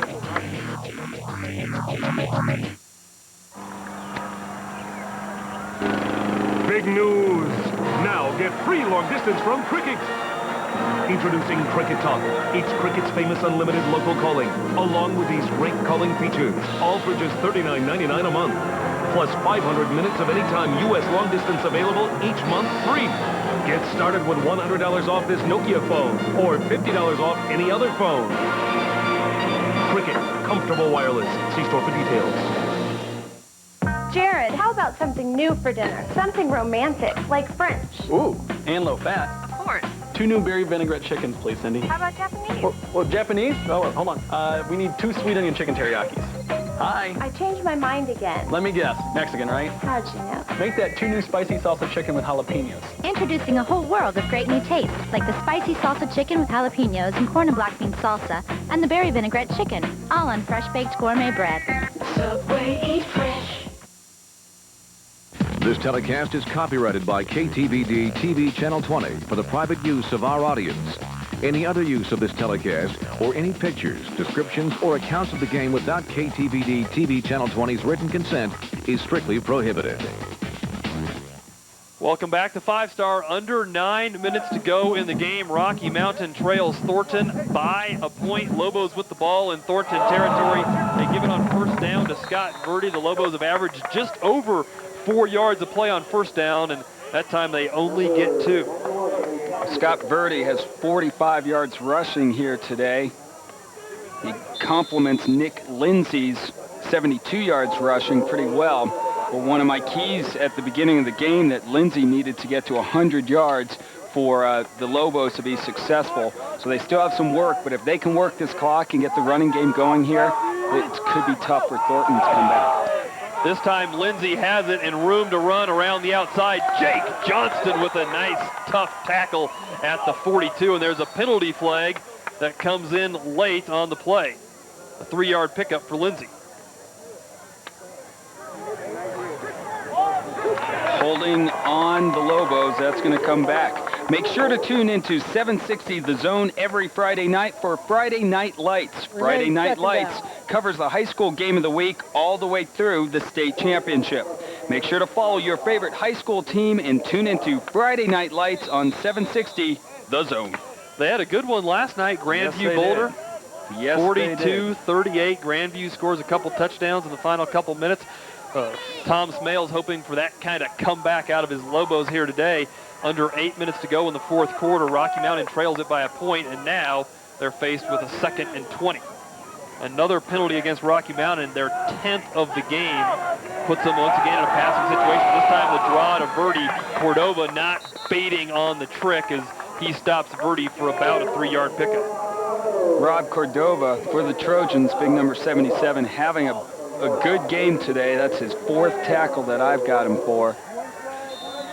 Again, in Rocky Mountain's wins this year, they're averaging over 250 yards a game on the ground. Unofficially, to my count, they have 26 carries for 109 yards. And penalties have not helped the Lobos' cause at all. No, it's been pretty undisciplined on both teams. Thornton 8 for 72 hasn't been good either. And this time Nickel under heavy pressure tries to cut it up inside, and he is going to be sacked by a host of Trojans at the 40. And once again, another failed 3rd down conversion for Rocky Mountain. Well, credit the Trojans' defensive line because number 25, Brian Kirchhoff, was wide open. And if they would have hit him, that would have been a problem.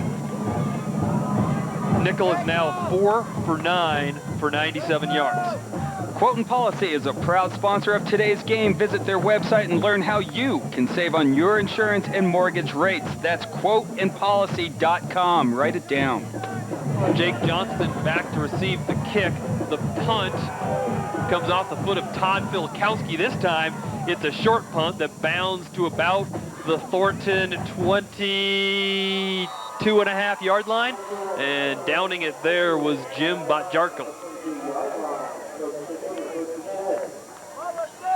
Nice roll there. Your punters always love to see that. Filkowski's done a wonderful job. The normal punter is Jeff Richardson, but I don't believe he's been punting recently. And Filkowski's average, as we mentioned a while ago, about 48 yards per punt. They might have found themselves a new punter, much to the chagrin of Pete Vargas. He's thinking, why couldn't you find a new punter next week? That's right.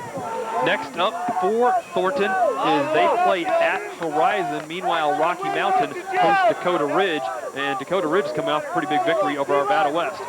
Stokeland's going to be dropped for a loss of a yard, running nowhere on the play, and once again in on the tackle, Jeff Barbaria, 5'11", 192-pound senior. He's played a whale of a football game for that Rocky Mountain defense. Well, the star of the game again is the yellow flag, and you're going to have another holding call on the offense. That's going to bring him back. Seems like neither of these offenses want to get... On blue, remains 1st down. The offenses, if either team can sustain a long drive here in this 4th quarter, it'll run this clock down and give their chance a team to win. But now suddenly it's 1st and 20 from their own 12-yard line for the Trojans.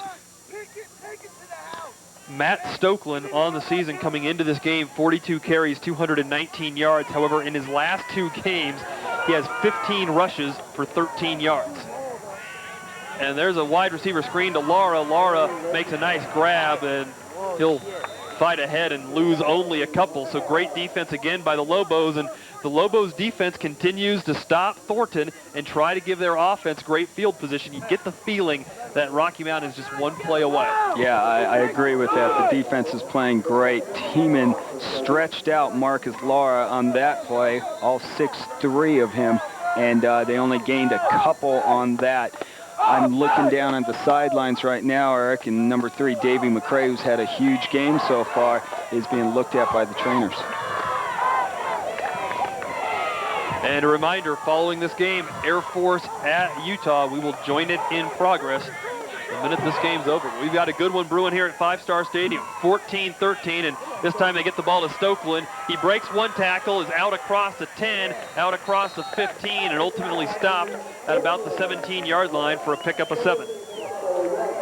Well, what they just did, Matt Stokeland did, is he gave the Trojans a chance to actually pick up this 3rd down by gaining about 7 yards. It's still going to be 3rd and long, but that was all Stokeland making things happen. And a quick update, there's no score yet in the Air Force Utah game. We'll keep you posted as we wrap up here at Five Star Stadium. Clock continues to tick, under 4.5 to play here in the 4th quarter.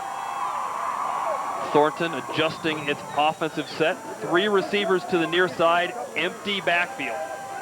And Jeff Barbario is going to blitz up the gut. They throw it out to Stokeland, and read like a book. Stokeland makes the catch at the 15-yard line, but he'll lose 3, and that's twice they ran that quick wide receiver screen, and twice it lost yardage. Well, if you're going to make that work, you have got to get the ball out there quickly, and those last 2 passes by Tiemann have been really making his receivers work for him, and once they do that and have to go back or stretch out, they're not ready to run up the field, and that's a problem. Well, the good news for Thornton is the clock continues to tick. 3.5 to play, time running out on Rocky Mountain, but once again, the Lobos should get the football in good field position, and we have a timeout on the field. I think the clock was running down on Thornton, and instead of facing a delay of game, they wisely called a timeout.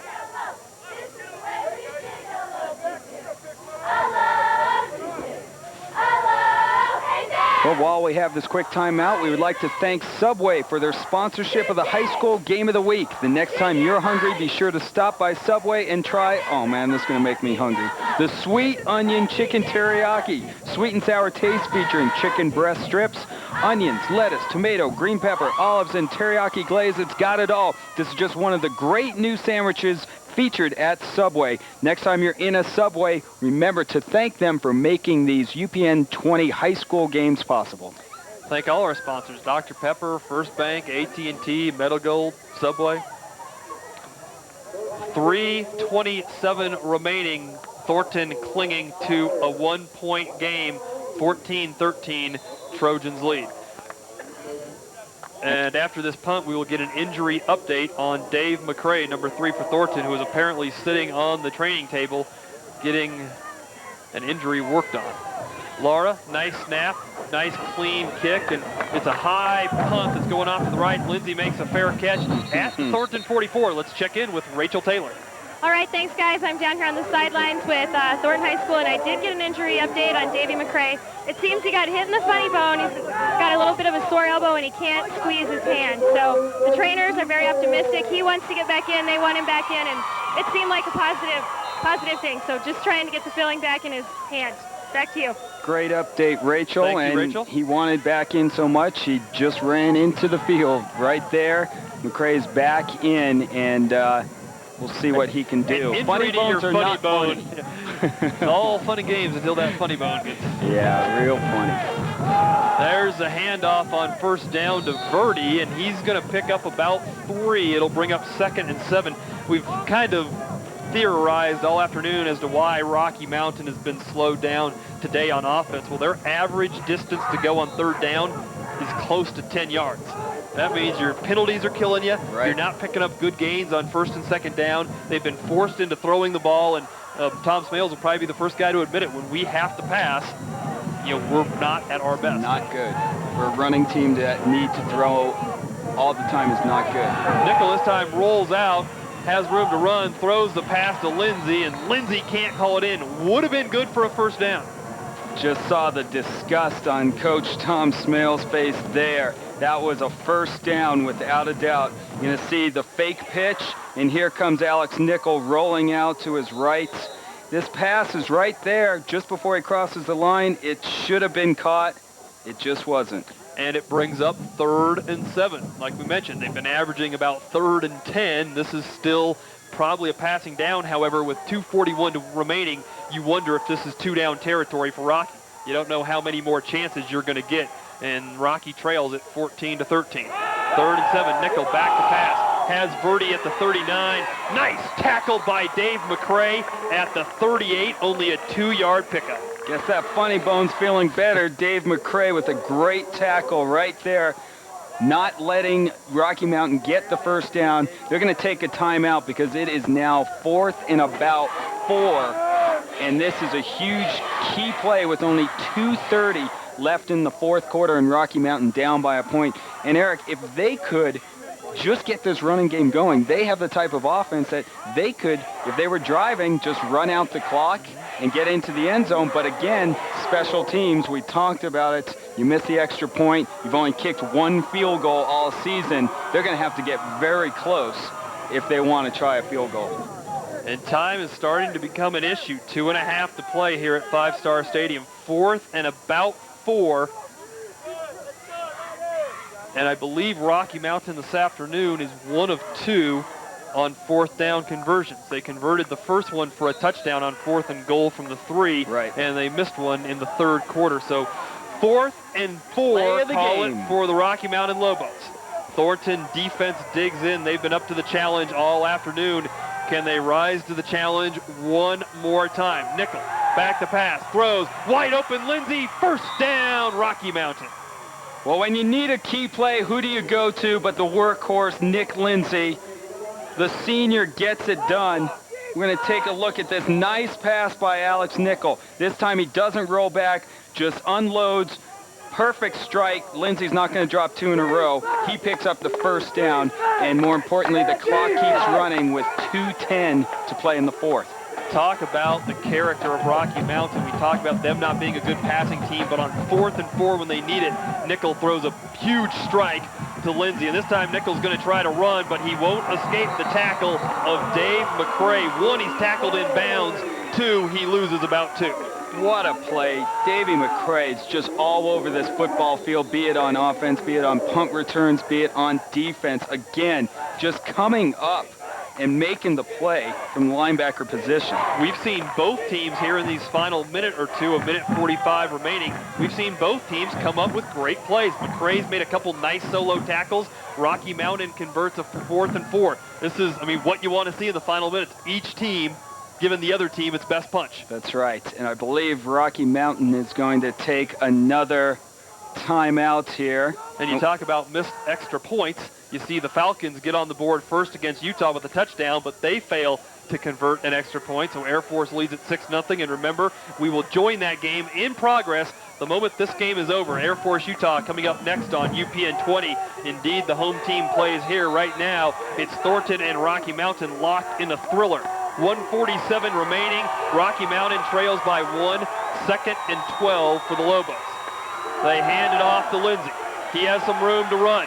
McCray can't get him. Lindsay inside the 15, out at the 13, and it will be good for a first down. Nice job by the Hogs up front for the Lobos, or should I say the Lobos up front. They pinch in the guys, the defensive ends, and that allows Nick Lindsay to get to the outside. Again, Davey McCray all over, just couldn't get there, and Nick Lindsay picks up a huge first down with 1:39 to go. Well, the challenge here for the Thornton defense is going to be to force Rocky to line up for a field goal.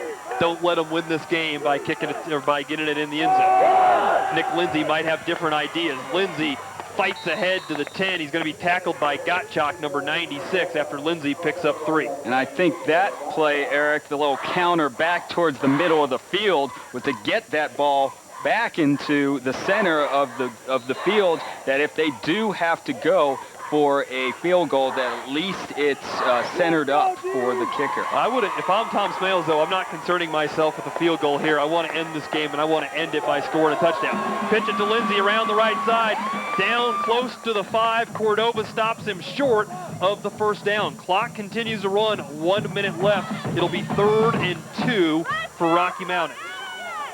Cordova again, big day for him, 6 tackles, and he really saves the touchdown here as Lindsey makes a couple of moves and he just brings him down. 3rd down now.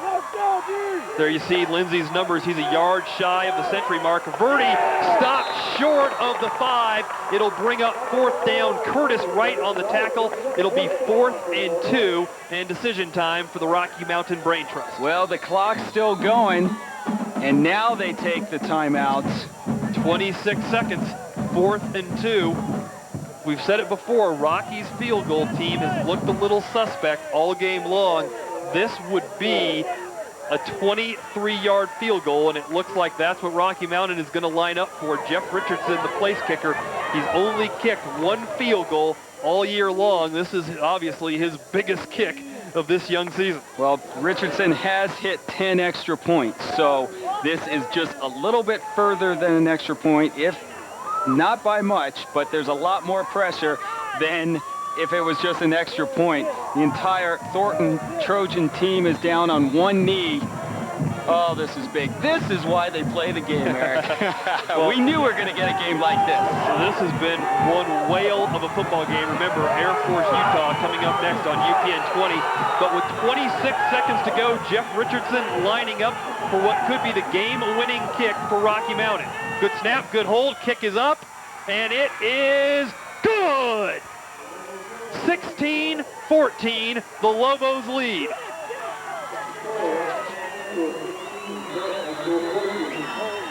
(16-14), Jake Johnson, the holder. It was a perfect snap, a perfect hold, and give Jeff Richardson all the credit in the world. We've been making a big deal that he's only kicked 1 field goal. Well, make that 2 field goals and a potential game-winning field goal. With only 26 seconds left, Pete Vargas can't believe it. What an effort by his Trojans today. And if they go down by a last-second field goal, it's a tough loss. But there is 26 seconds left. I believe they have a couple timeouts. See what they can do. Thornton has shown the ability to move the football through the air, which is what you have to do. Marcus Lara, a former soccer player, a former junior high All-American in goal, has a pretty strong leg. I think he's good for maybe 40, maybe at most 45 yards, but they're going to need a good kickoff return here with 22 seconds left to try to set something up. And Dave McCray, who maybe is the defensive player of the game for Thornton today, back to receive this kick, standing at his 10. Dangerous. He's just a playmaker, can do anything, and this is a very interesting kick. Dave Hill trying to elude tacklers, can't. He's going to be tackled at the 36-yard line, and Hill might have been smart to fair catch that ball. Yeah, he should have just caught it. They would have had the ball at their own 40-yard line. They wouldn't have wasted 7 seconds. You see the Rocky Mountain scoring drive there. 10 plays, a shade under 3 minutes. It elapsed 38 yards, but they lost 4 yards there. But more importantly, they lost 5 or 6 seconds. Almost 10. Yeah, you know, it's a tough call. I think that Rocky Mountain didn't want to get the ball even close to Davey McCray, so they just did the pooch kick. But you know, if Hill gets to the outside there, he is a tight end. He does have some wheels. There was really no one over there. Well, the contained team went over. There's 15 seconds left. You figure Thornton needs to move the ball a good 35, 40 yards to get in Lara's field goal range. They only have 15 seconds to do it. You put number 12, Lara, 6'3", 195, and number 80, Fisk, 6'1", 180 together, and you throw that ball up. Anything can happen. You saw the touchdown pass to Fisk. It was a ball that was hit, and it bounced up, and he made the touchdown pass, but they're split at opposite ends right now. Rocky Mountain is going to counter with basically 3 safeties in the football game. Yeah, they got the right fielder, the left fielder, and the center fielder. And after as a head coach, you tell your kids, don't let them get behind you. You tell them to knock that ball down. Do not go for the interception. Knock it down. 1st and 10, 15 seconds to go. Remember, Air Force Utah coming up next. And they do a little play action. That's not going to fool anyone. Tiemann looking for Lara. That pass intercepted at the 37-yard line on the pick. Sam Cade. Sam Cade, the junior, puts this game out of reach with the interception. Again, Tiemann trying to go deep, but when you're being pressured, it's tough to throw it. And what a tough loss for the Trojans. You see a lot of trickery, a couple fakes here, and Stokeland didn't pick up who Tyler Morgan put some pressure on Tiemann, who throws it as deep as he can, but 3 Lobos there. Sam Cade, the beneficiary of that pick, and that could be it. Tom Smales knows that his team escaped with a very close victory. For the second consecutive week. Last week right. they barely escaped defeat by defeating Northglenn 17-14. Lindsay scored the game-winning touchdown midway through the fourth quarter, and here, 23-yard field goal by Jeff Richardson in the final minute give the Lobos the lead and most likely the win. 8 seconds remaining. Rocky Mountain up by 2, but the Lobos have been living dangerously, but they've been moving on. This is going to put them at 2-0 in conference, and they are right there at the top, and it looks like a showdown with Legacy is going to decide the Front Range Conference Championship. Well, this is the time of year that games like this can really determine a team's playoff appearance, the way that they define their season. A last-second field goal gives Rocky Mountain the win, and what a great He rushed game. for over 1,400 yards last year and was an all-conference performer, and he takes a